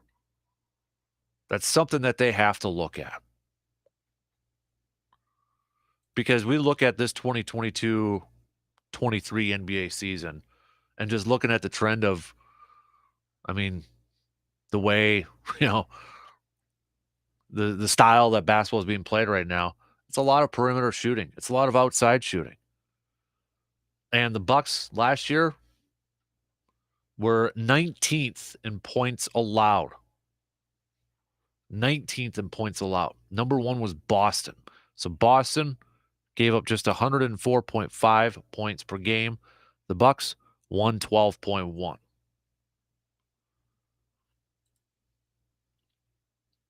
When you look at three-point percentage allowed, Boston was number 1, Miami was number 2, Golden State was number 3, Dallas 4, Phoenix 5. Bucks were all the way down at 19, 35.6%. So if some of these rumors are kind of true out there, or rumblings that the Bucks are going to be switching up their defense, I'll be kind of curious to see how that works, especially in the beginnings, as the communication, the talking on the court. Anybody who's played like basketball, even like at the middle school level, what did your middle school coaches always say, like in 5th, 6th, 7th grade, when you're defense? Talk, talk, call out the picks, communicate. If the Bucks are switching up their defense a little bit, will there be a little bit of an adjustment period for the first couple weeks of the season? But I'll be curious to see if it is kind of different and if it's going to be a good change or not. So again, to kind of recap, my biggest question marks or biggest questions heading into the season for the Bucks are health, especially with Chris Middleton, Pat Connaughton missing the start of the season. The rotation, how is that bench play going to work out? What is that rotation going to look like besides Bobby Portis and whenever Pat Connaughton gets healthy? Is Carter going to get more minutes than George Hill, or is Budenholzer still going to kind of favor, George Hill as that backup point guard, even though Carter last year and in this preseason kind of showcased his three-point shot? Is Grayson Allen going to be a consistent player this year for the Bucks? Can he be a contributor, especially from the outside? Speaking of the outside, the three-point shooting, will we see the Bucks kind of shooting more from three? I know Giannis got a little bit better from three-pointers last year, but I think we're all still, kind of holding our breaths and crossing our fingers whenever Giannis does chuck up a three. And then, as we just got done talking about the defense, and if there is going to be a change in defensive philosophy for this Bucks team, are we going to see a little bit of a different philosophy? We'll get to some Bucks. We'll get to some more NBA picks. We're going to do that up tomorrow. I know we got 2 games tonight. You got a lot more games tomorrow, and Bucks, of course, start on Thursday. So we'll do some season predictions and such tomorrow. So think about that for a little bit. And are you picking the Bucks to go to the finals? A lot of people are. You look at that Eastern Conference, Boston, they went last year, but, their head coach suspended for the whole year. Miami, Brooklyn, Philly, Chicago. Is anybody else up there?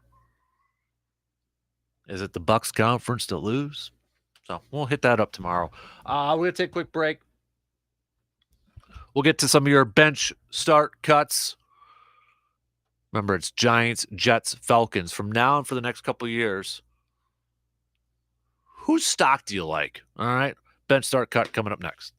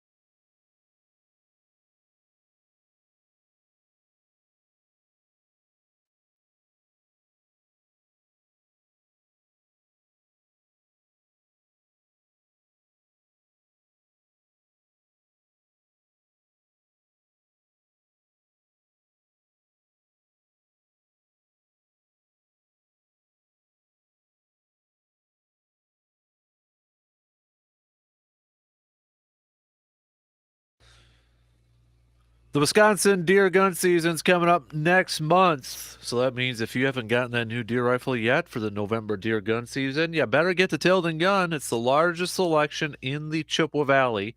And if you're looking for a particular deer rifle, Tilden Gun will help you find just what you're looking for. And the best part, it's the best price in the Chippewa Valley. I'm not fibbing about that like you fib about that monster buck that you decided to pass on. And if you're looking to maybe save a little bit, maybe save a little bit more money, or maybe you're just looking for a deer rifle to use for the short term, Tilden Gun has a wide selection of used firearms for you to check out.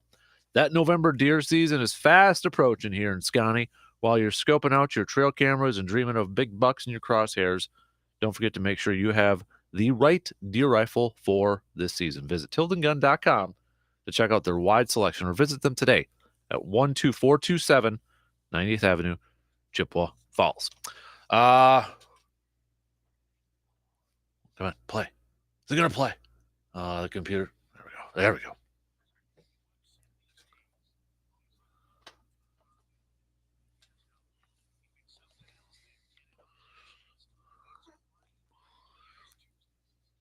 All right, Grind My Gears Tuesday. Mine was, if I had to narrow it down, it was the offensive line play from the Packers on Sunday. Offensive line looks like they didn't know what the heck a stunt was from the defensive linemen, for crying out loud, especially the interior of the offensive line. It was just mind-boggling. So that's my Grind My Gears pick. A couple of yours out there. Surveyor Sam, good morning, DK. You know what grinds my gears? Attitude. A wise man once said, attitude reflects leadership. Well, remember the Titans quote right there, right? And right now, the leaders on the Packers are acting like a bunch of toddlers that aren't going to get that toy they wanted. Every time you look either at LaFleur, Rodgers, heck, even the defense, they just look like they give up way too fast. There's no animosity, no perseverance, and no fight. No perseverance. Start acting like the junkyard dog you're supposed to be and not the house cat you currently are. Plenty of time to turn it around, but it must start now. Another one we had was Drew from Eau Claire. It's grinding my gears that Rodgers spent all this time in the offseason being cryptic and wishy-washy about, will I come back to Green Bay? Will I play at all? And now we are paying him $150 million to play, $500 ball. I understand he's not the only guy on this team failing, but come on, we could have paid a guy $15 to $20 million a year and use the rest to help beef up the rest of the team and still be on track for an irrelevant season. Ooh, that's from Drew from Eau Claire. All right, rest of you, if you got any more, we got one more here from Mark. Grind my gears. The Brewers gave up on the season as they did not think they could beat the Dodgers, Braves, or Mets in the playoffs, and traded Hader for nothing. Now, the Padres and Phillies are playing for the National League with Hader getting 3 saves. Some good ones right there, so keep those on coming. All right, next up.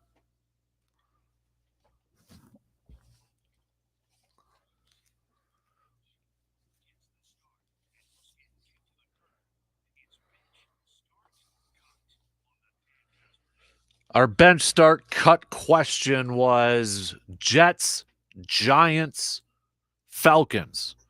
Looking at this season and for the next year or two, whose stock would you rather have right now? The Jets, the Giants, or the Falcons? My picks, I am going to go with, you know what? I'm starting the Jets. I've been a big Robert Saleh fan. I like the young talent that they've had. I mean, they had a boatload of first-round picks this past draft. Sauce Gardner. They got Breece Hall in the second round. They tried trading back into the first round, and it would have been their 4th first-round pick if they would have been able to do it. But they were able to get Hall in the second round. I like the accumulation of young talent that this Jets team has. I'm a big fan of Robert Saleh as head coach. So I'm starting the Jets in my bench start cut.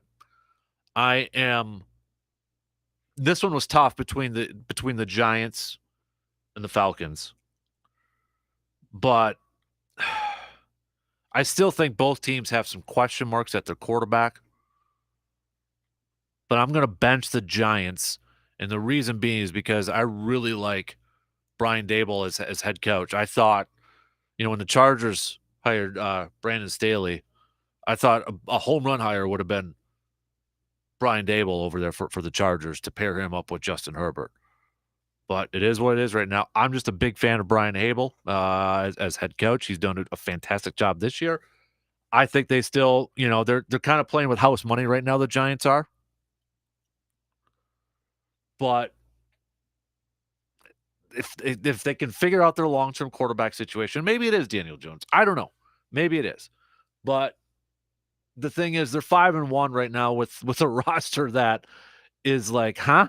How are they doing that? Well, it's because of the coaching right now. So I'm giving the Giants a slight advantage. They still have some holes they got to figure out, but if they can fill those holes and they've got Brian Dable as head coach and what he's doing right now, I think their stock is really going to rise. And I'm cutting Atlanta. Arthur Smith, the head coach, has been doing a great job with Atlanta this year. They've been in every single game. They're 3-3 right now. But and you know what? I like Kyle Pitts. I like Drake London. There's some young talent on there. They're going to get Calvin Ridley back next year. But I like the deciding factor to me in that whole thing was Brian Dable over Arthur Smith. So that's why I went with the Giants. So start Jets, bench Giants, cut the Falcons. Rest of you can make your picks, and we'll get to those coming up a little bit later on. All right, let's do some drawing board. So back to the drawing board here, people. A lot of people a lot of Packers fans out there saying, or a lot of people covering the Packers, what's wrong with this team, pointing their fingers to different areas of this ball club, right? Well, go back to the TV broadcast on Sunday, and Greg Olsen a couple times pointed out the Packers' inability or they're struggling against man coverage. Packers offense, Packers receivers struggling against man coverage. Greg Olsen pointed that out a couple times in the broadcast. So I want to focus our attention on that particular one right now. Man coverage. How do you defeat man coverage if you are an offense? Well, some of the stuff that I'm going to kind of go through, you'd be like, well, isn't what this offense is supposed to be doing to begin with? And you know what? You would be 100% correct. For whatever reason, it's just either not working or they're not doing it enough or they're not doing it properly. But when you look at the Packers receivers' inability and the Packers quarterback Aaron Rodgers' inability to go after man coverage and to have success against man coverage, one thing that they could do is, I don't know, use your running backs in the passing game. Throw the football to the running backs. Create those mismatches. Put them in motion. Because you know what? Most times than not, they're going to be lined up with a linebacker. And yes, once in a while, that linebacker might have the advantage if they're a top-tier inside linebacker like a Fred Warner or anything like that. But get Aaron Jones the football. How many times do we have to be talking about it this year, 6 weeks in? Whether it's running the football, you know what? Play action is another way to really kind of go after man coverage. Get that corner to bite a little bit. If you're having success running the football and you stick with running the football, guess what? Play action is going to open up things. Corners are going to bite a little bit. You're going to suck in that safety. So, running backs. Throw the football to the running back. Hand the football off to a running back. we talked about this at the beginning of the year. It's like we've seen it, but I think we want to see it more. We want to see it consistently, right? Use motion. And this is, I think we're going to start to hear more about this. If Green Bay struggles, continue on offense, we might be hearing more about this. And it's starting to kind of fester out there right now. But this whole use of motion topic. During the Mike McCarthy era, they didn't motion. Aaron Rodgers has said multiple times he doesn't like motion. He would rather try to decipher what a defense is going to do based off his cadence. He doesn't like that motion. He's kind of used the example of the Peyton Manning Colts teams. Well, That wasn't working towards the end of the Mike McCarthy era. And we're starting to see the Shanahan, going back a couple years ago, the Shanahan style of offense of motion, wide receivers, running backs, tight ends, a lot of movement. And one way to help beat man coverage is to continue to move motion, because you're moving pieces around, you're making the defense communicate, you're potentially creating some mismatches, you're making the defense do a bunch of switches on there. So you want to create that confusion with motion. You want to try to create those mismatches. You want to try to create, you want to make the defense kind of adjust to you. Use that motion a little bit more and effectively. And with that too, it's like, okay, when you're looking at Green Bay specifically, let's stack some receivers. Now we've seen like the wide receiver screens or the bubble screens, right? We've seen those. And it's always kind of gets touchy. It's based off a timing thing, so those receivers who are blocking don't get called for pass interference. If they start their block too quick, they'll get flagged. But stack those receivers. Create some confusion, How many times have we seen it with a team that they'll have like 3 receivers stacked to one side? And then when it's, hot, set, go, it's kind of like a little confusion, traffic congestion right there. But you got a guy going in, you got a guy going long, you got a guy maybe kind of, doing an out route, kind of create some of that confusion with stacking the receivers, making those defensive corners, those cornerbacks, trying to figure some stuff out, or maybe you're kind of also setting inadvertent pick plays. You know what I mean? And creating that wide receiver open. And kind of with that too is, you can run some crossing routes. Green Bay, for crying out loud, Green Bay's defense should know how effective crossing routes can be, especially against the zone coverage there too. But you can run those crossing routes, whether it's a shallow cross or like a Y cross.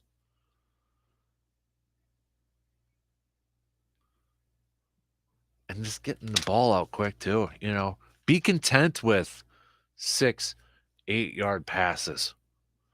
6, 8-yard pickups. Because right now, if the Packers get into a 3rd and long situation, 3rd and 9, 3rd and 10, 3rd and 11,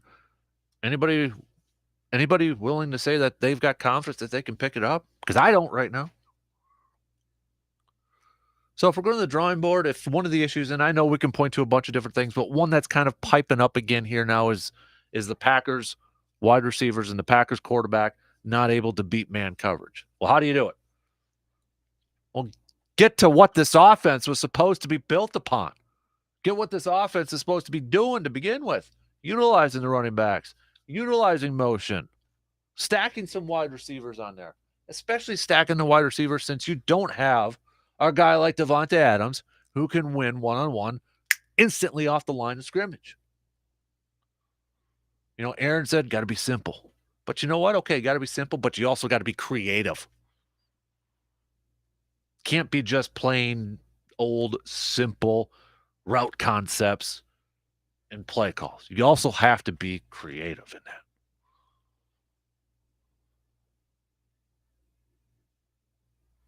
All right. We're already 2 hours in. We're going to talk a little chip with steel coming up after the top of the hour. Then we'll chat some Badgers with RJ Cardinal. Badgers coming off that loss against Michigan State. It is homecoming weekend, though. So Jimmy Leonhard will be making his debut with as head coach for the Badgers in front of his home crowd.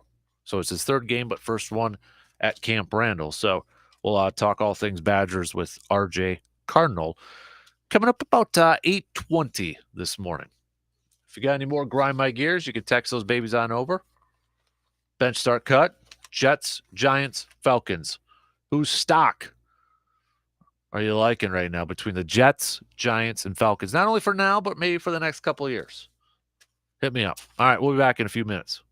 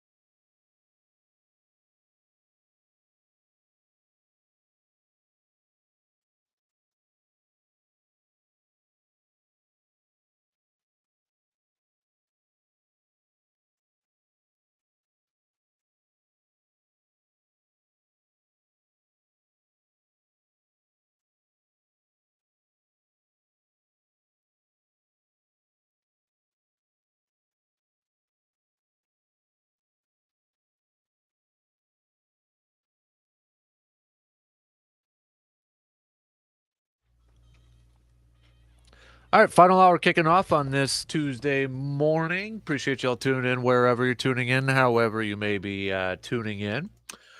Coming up this hour, we're going to catch up on some Badger stuff with Mr. RJ Cardinal from the Zone in Madison. We'll catch up with him, talk about the game Badgers lost to Michigan State, looking ahead to homecoming against Purdue this weekend. So we'll catch up with RJ there. Minnesota, or excuse me, the Chippewa Steel, they're actually in Alaska right now. But if we do a quick kind of look at where they're at in the standings right now, they're fourth in that very competitive Midwest division, 8-5 overall. Janesville's ahead of them at 7-3. Fairbanks, who Chippewa Steel will be taking on, 9-5, and then Kenai 9-4. If you're looking at the points, though, Kenai's 19, Fairbanks 18, Janesville 17, and the Steel are at 16. So they're looking at the Steel's upcoming schedule in Alaska, making that trip up there.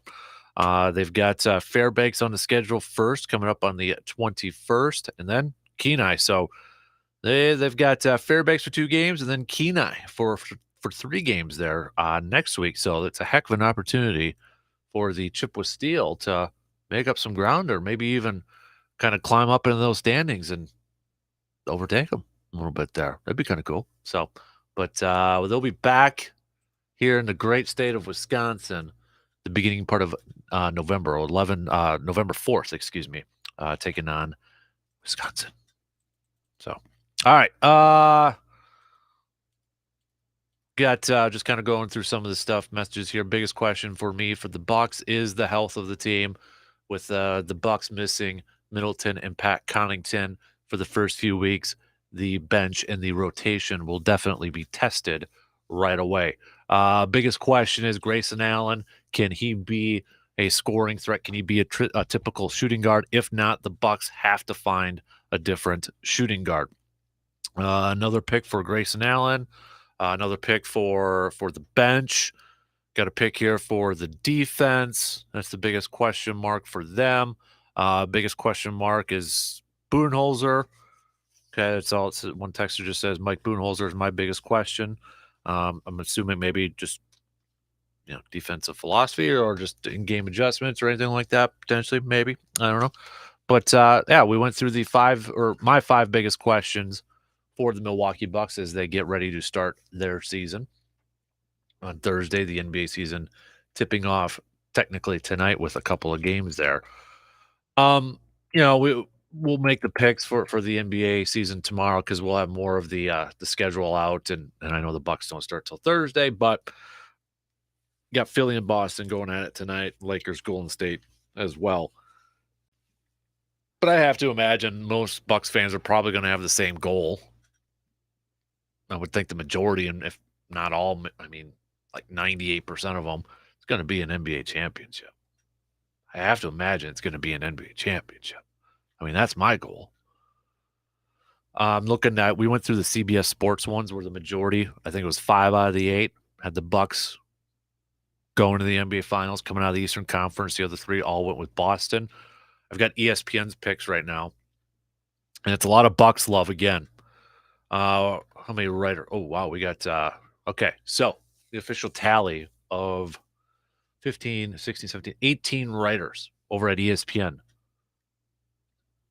15 of those 18 picked the Bucks to get through the Eastern Conference. 15 of the 18 writers at ESPN picked the Bucks to get to the NBA Finals. 1 vote for the 76ers, 1 vote for the Heat, 1 vote for the Nets. None for the Celtics in there. A little bit of an opposite from what CBS Sports had. So, a lot of love for the Bucks this year. I'm liking it. What do they got for the Western Conference? A little bit more closer. They've got Clippers with 8, Warriors with 8. They got a Grizzlies pick, and they got a Nuggets pick. Now, the NBA Finals. Team with the most votes, Milwaukee Bucks. Milwaukee Bucks got the most votes. Bucks with 12, Clippers 3, Warriors 2, Heat 1. All right, I like that. So looks like a lot of the writers, the NBA writers, the NBA analysts out there, going with the Bucks as their favorites to win the NBA championship this year. See what the betting lines have. See what Vegas. I know some like the power rankings you're looking at. I think I saw the was it the CBS ones? They had the Bucks at 6. And again, power rankings are a little bit different because it's based off the beginning of the season. If you look at the Bucks, well, they're missing a couple of key contributors right away with Middleton and Pat Connaughton out for the first few weeks here. Let me see if I can find the odds here quickly. Okay, so the Bucks are the betting favorites. This was last updated on FanDuel on the 16th, so a couple days ago.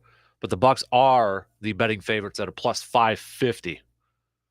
Boston is 600 plus 600, so I mean right behind them. But nobody at ESPN loves the Celtics. Clippers are third.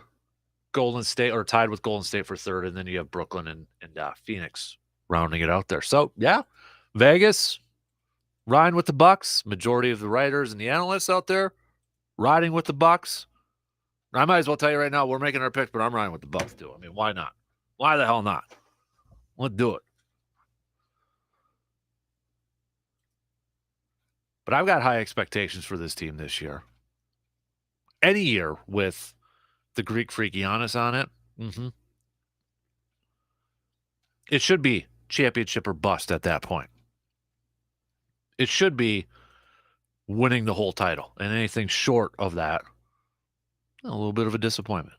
You know, last year you kind of had like, injuries really caught up to him, and that's what kind of derailed it. And you think about it, I mean, they took Boston to 7 games without Chris Middleton, and some questionable play from Grayson Allen and such. So from some other players too off the bench. But you kind of look at it and it's like, man, would they have been able to? I think they would have been able, if Chris Middleton was healthy last year, I think they would have been back in the NBA Finals. And then you kind of ask the question, would they have had enough? Would they have been able to slow down Steph Curry and the Golden State Warriors? But definitely, kind of looking overall, a lot of love. And to answer one question here, why a lot of love for the Clippers? Well, I think when you look at the Clippers, they're assuming Kawhi Leonard's going to be fully healthy, ready to go. You got Paul George over there too. John Wall's now with the Clippers. So, I mean, they're kind of, I think, looking at those guys as being your big three. Although if you kind of look at some depth charts, John Wall's coming off the bench because they got Reggie Jackson on the ball club too. But, maybe it's a little bit of a, how do I want to say this? A little bit of a lust with the Clippers right now. But sure seems like all the majority of people picking the Bucks to come out of the East. So I'm liking that. I'm excited for this season. I really am. I'm excited for tip-off on Thursday. I think this is going to be another fun season. I think it's going to be another solid season. And anytime you open up a season with championship goals and championship aspirations, how could you not be pumped up? How could you not be excited about that potential? Because right now, all it is potential and it's hope.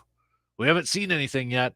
We're building up the excitement. We haven't seen anything that kind of, takes away that excitement from us. We're all filled with that hope. That's why right now I'm pumped and excited about it because, well, nothing has shown me that, they ain't going to do it. We haven't seen any questionable play yet. Why? I can't wait. I'm excited for Bucks basketball. I really am. I'm hoping to actually go to a game this year and maybe take Hutsy to a game.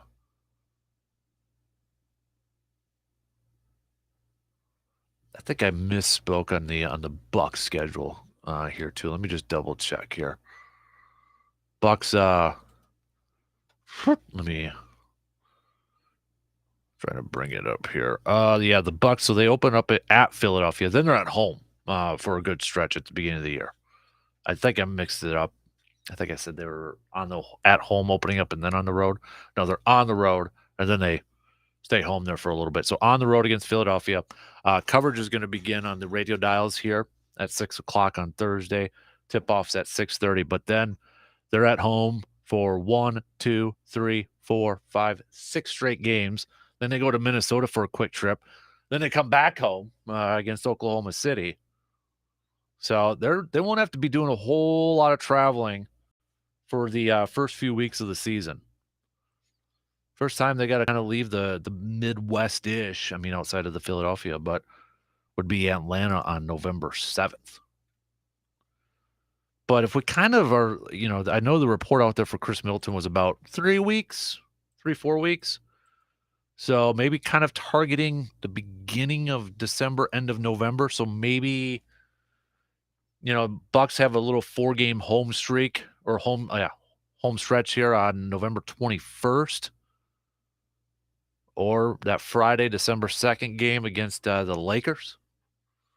I'd like to take Hutsy to that one because, well, kid's a LeBron fan and a Giannis fan. Those are our 2 favorite players. So, and that's the only time the Lakers come to Milwaukee, I believe. Yeah, because they go to Los Angeles in February. So, all right. If you got any more questions surrounding the Bucks, you can hit us up on Twitter, Facebook, all that good stuff. And then we'll, if anything, it is a Grind My Gears Tuesday. So since we weren't here yesterday, if you want to grind your gears about the green and gold, you can do that as well. Facebook, Twitter, Shoe Doctors Bullpen Line with a quick text, 715-830-1912. Tell you what, we'll take a quick break, and then coming up, we're going to chat some Badgers with RJ Cardinal, recapping the loss to Michigan State in OT. We got homecoming, Jim Leonard's first home game as head coach for the Wisconsin Badgers. So plenty to talk about. Let's just get at it. Quick break, and then Badger chat with RJ Cardinal after these quick words.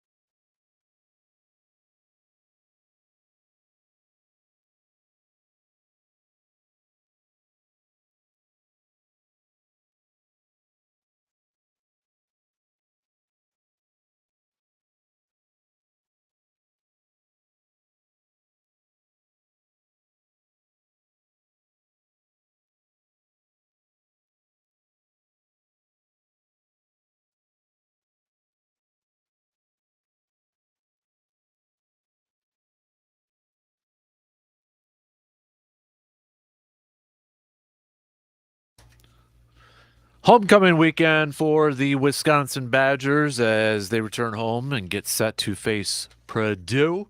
Let's break it down with our dude, Mr. RJ Cardinal. Excuse me, I'm choking up from the zone in Madison. RJ, are you what you do anything special for homecoming? Do you usually do anything for homecoming? Oh, okay.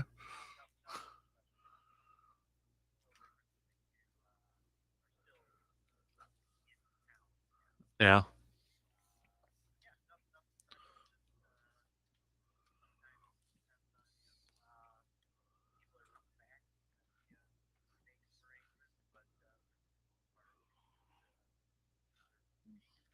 Nice. All right. So before we get into Michigan State recapping that and Purdue here, I know this was late last week, but it's a guy that we've talked quite a bit about in Logan Brown. So, he had put out on social media, I think was it last Wednesday night that he was entering a transfer portal. Jimmy Leonard the next day comes out. He's like, yeah, well, he was actually dismissed from the team. Have you heard anything about what was going on with Logan Brown?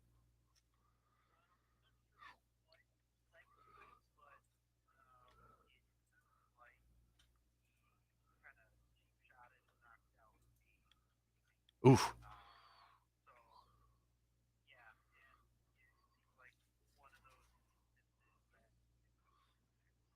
Right.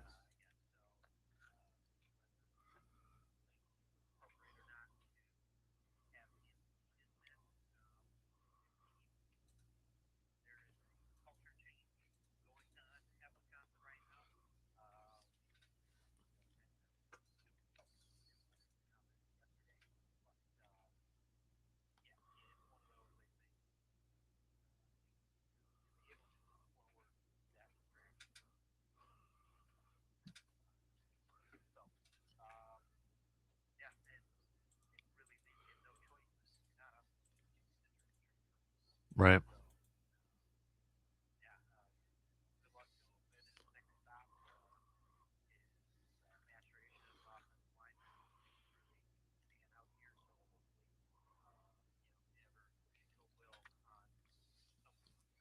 Hmm. You mentioned the culture change that Jimmy Leonard kind of alluded to. Do you think, next year, whatever, this year, is it something that this Badger football program has to, we hear it more in the NFL, but is it like a complete rebuild where they've got to like change a bunch of different things, or, the other R word we hear sometimes is like retool. What do you think? Where do you think this Badger program's at right now?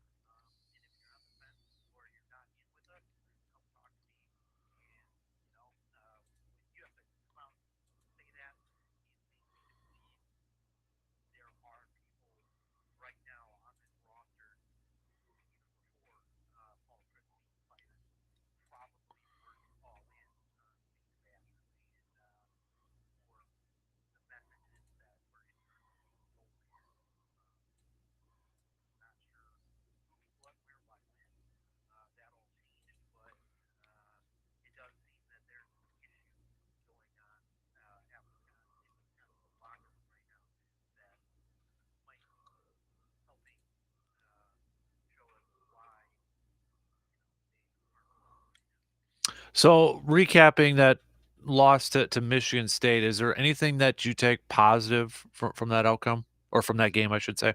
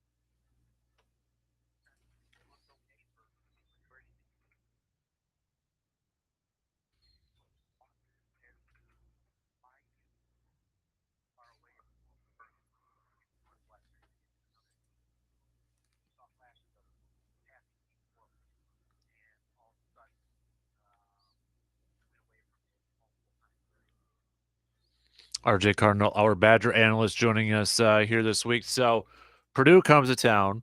Wisconsin's favored by 2. But Purdue's 5-2 on the season, 3-1 in the conference. You look at some of their offensive numbers, RJ. They're averaging 34 points per game, 313 through the air, 133 on the ground. I mean, if there's some question marks surrounding the Badger defense, this seems like it's a pretty big test, even though they are favored by 2 in this game.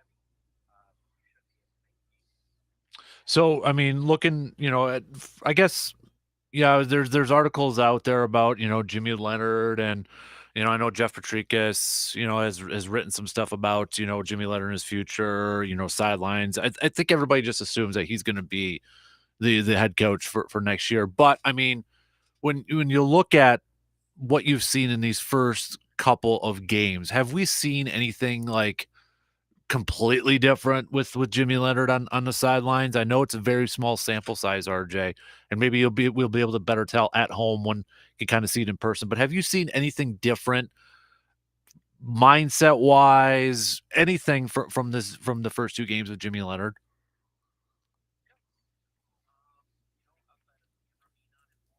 Yeah.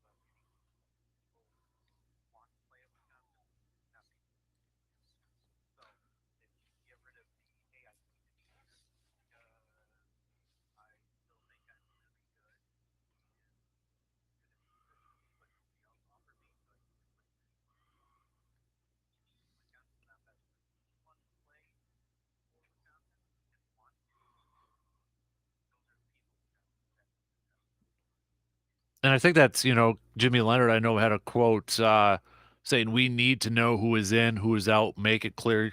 You're going to see, we've starting to see guys enter into transfer portal outside of Logan Brown too, but it's that seems like to kind of go off of what you're saying, that Jimmy Leonard is telling his players the same thing. Like, we need to know who's in or out in this thing, and kind of move on from that.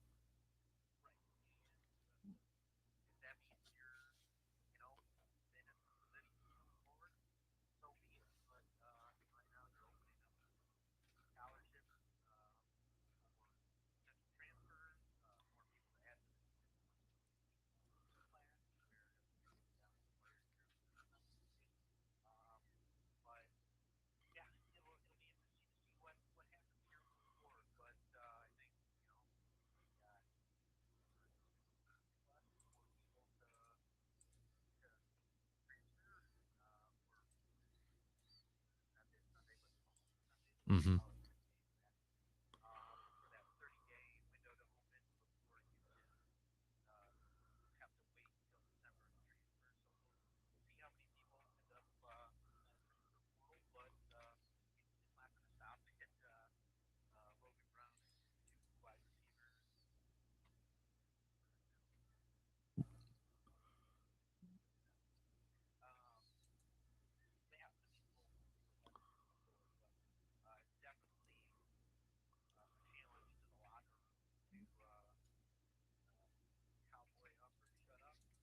Yeah.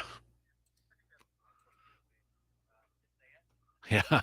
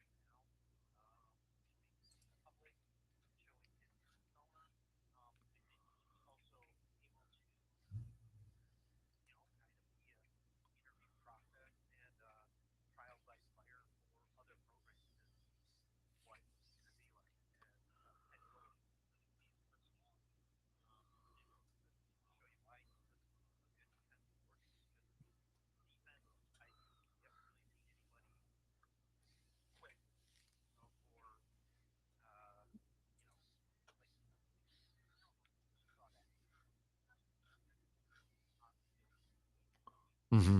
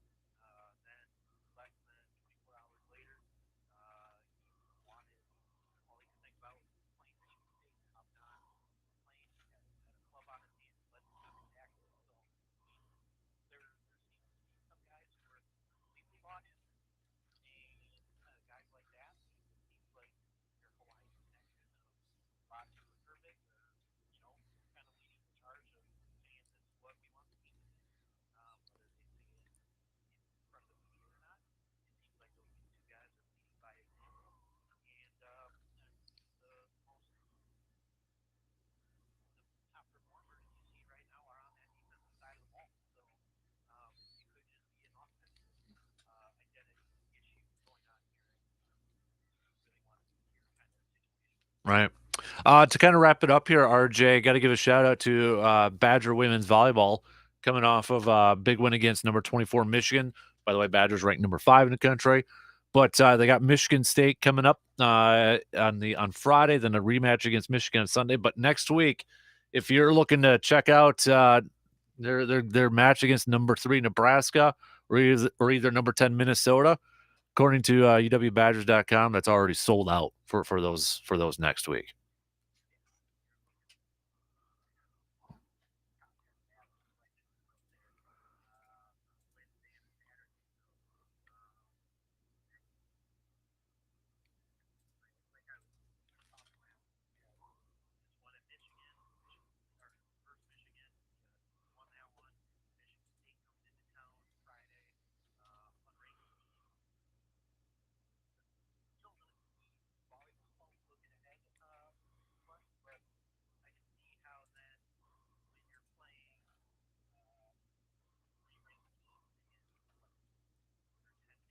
Yeah.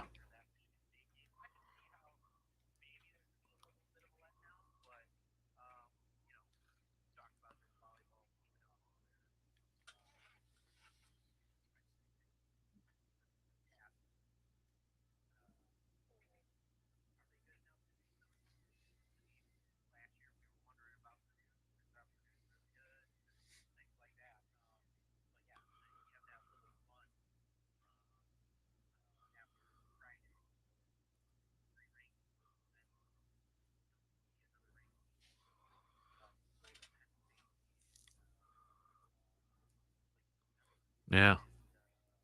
And that stretches Penn State, Nebraska, and Ohio State right there to finish off your season. Right.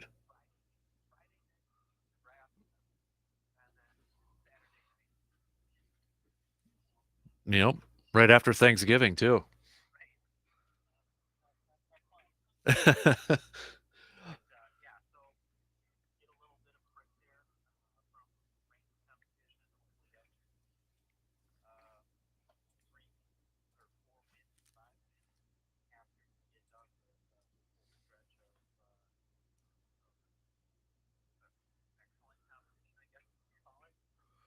Right. It's been a lot of, I mean, hopefully they look like a team that can repeat again. And, well, they're going to get a good test to not only finish up that regular season, but even the Big Ten Conference tournament is not going to be a picnic either. So,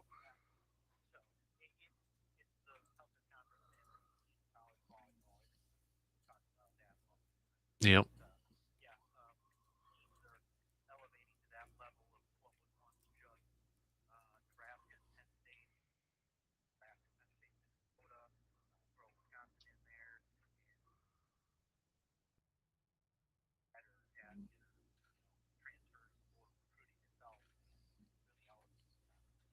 Right. All right. RJ Cardinal, dude, appreciate the time as always, buddy. Really quick, are you picking Wisconsin win on homecoming?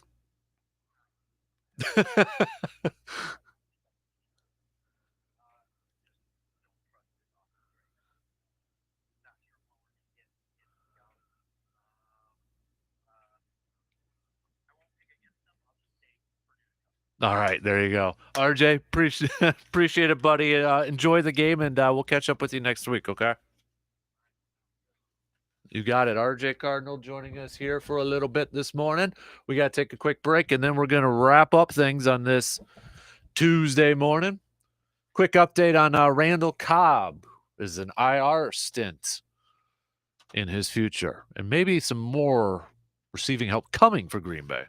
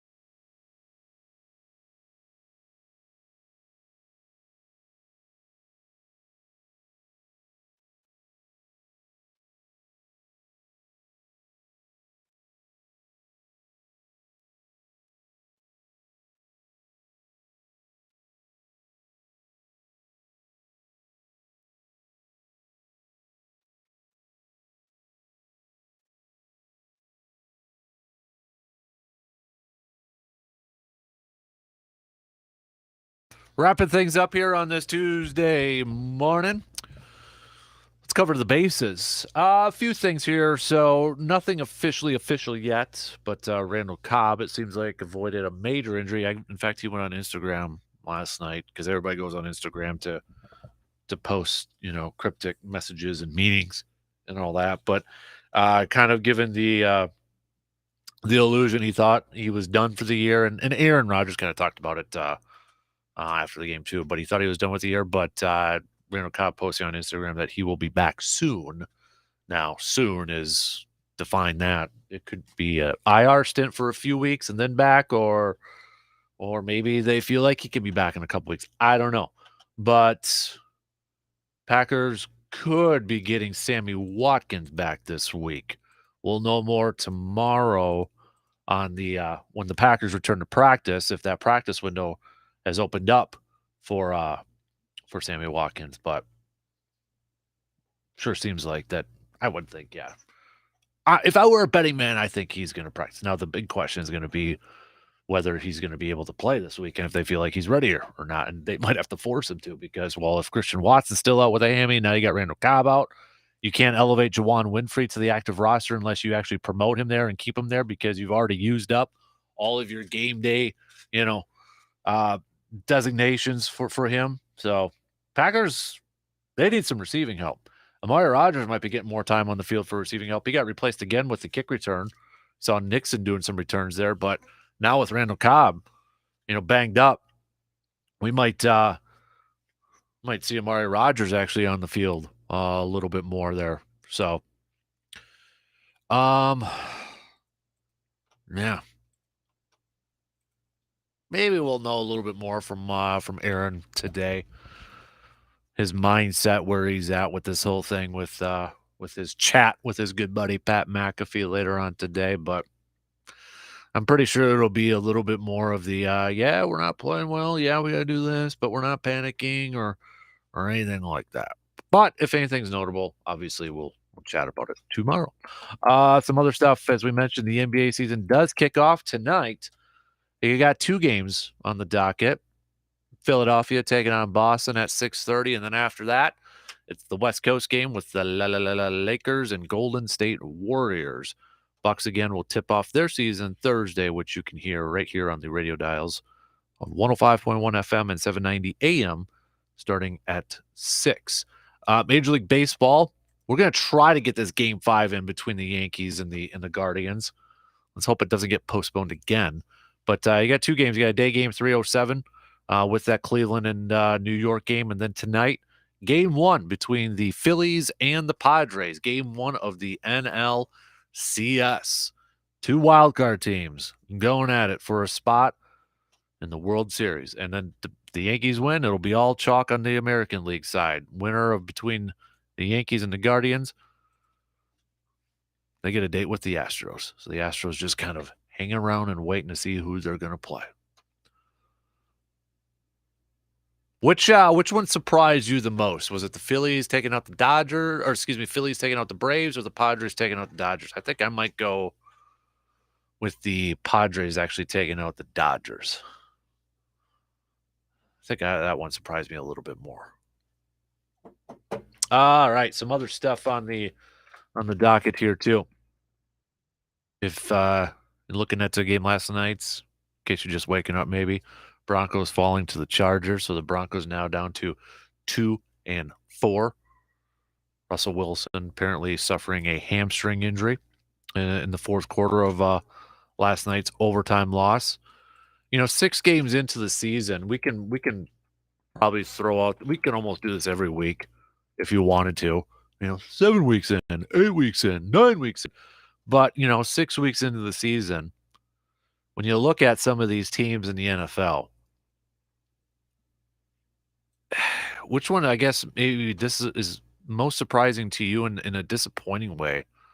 Like, I mean, obviously Green Bay is probably disappointing a lot of Green Bay fans. There's no doubt about it. But if you expanded it across the league, is it, would you put Denver as one of those teams? Would you put maybe the Raiders, depending on how you kind of viewed that division? Maybe it's Tampa Bay, New Orleans. You look at the NFC West, 3 teams are at 3-3, and then the Cardinals are at 2-4, but they've got like a boatload of wide receivers now.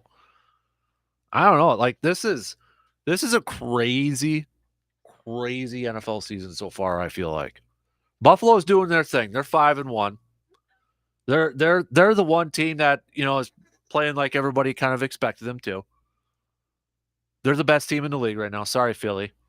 Buffalo's number 1. I'll put Philly 2 or 3. I'm still pretty high on Kansas City, even though they got 2 losses. But you look at everything. I mean, nobody expected the Jets to be 4-2. Nobody in their right minds expected the Giants to be 5-1. I thought the Giants were going to be one of the worst teams in competing for the first overall pick. Nobody had the Giants being 5-1. A lot of people had Philly winning that division, but 6-0 right now, maybe not. Tampa Bay and Atlanta are tied at 3 apiece. Tampa Bay holding the division lead right now because, well, they just beat Atlanta. Then you look at the NFC West. 49ers, Rams, Seahawks all tied at 3-3. The AFC North, Baltimore's 3-3, tied up with Cincinnati at 3-3. I mean, this has just been kind of a nuts NFL season so far. And in case you're at this point, playoff picture, we're only 6 games in, but in case you're just kind of wondering, AFC, it's Buffalo, Kansas City, Tennessee, Baltimore, Chargers, Jets, and Colts as your top 7. The NFC, no, Green Bay not in it. Philadelphia, Minnesota, Tampa, San Fran, Giants, Dallas, Rams. Then it's Green Bay. But you got a bunch of teams that are sitting there at 3-3 in the NFC right now.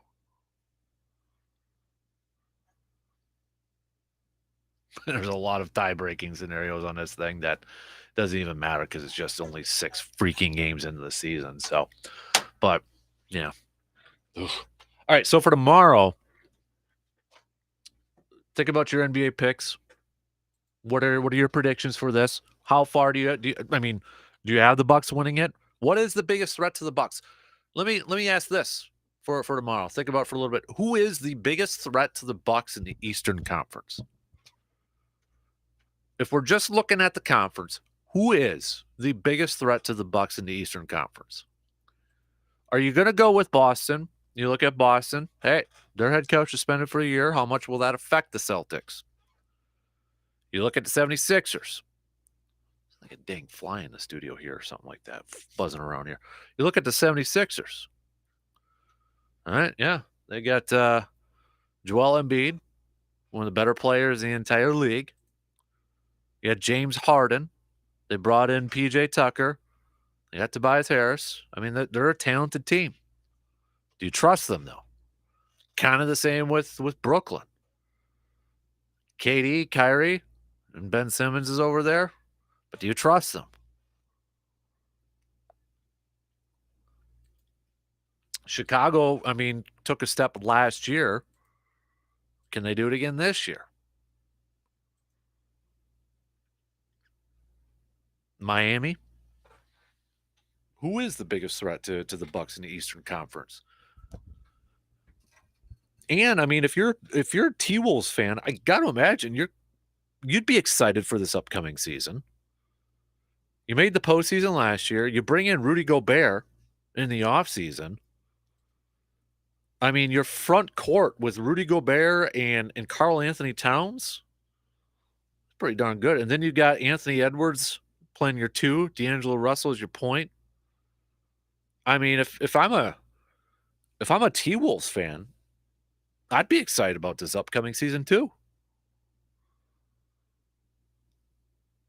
But is the Western Conference a little bit deeper where, yeah, Minnesota's a playoff team, but do you think they got enough to get past the likes of a Golden State or a Clippers? I think the T-Wolves are going to be a fun team to watch this year.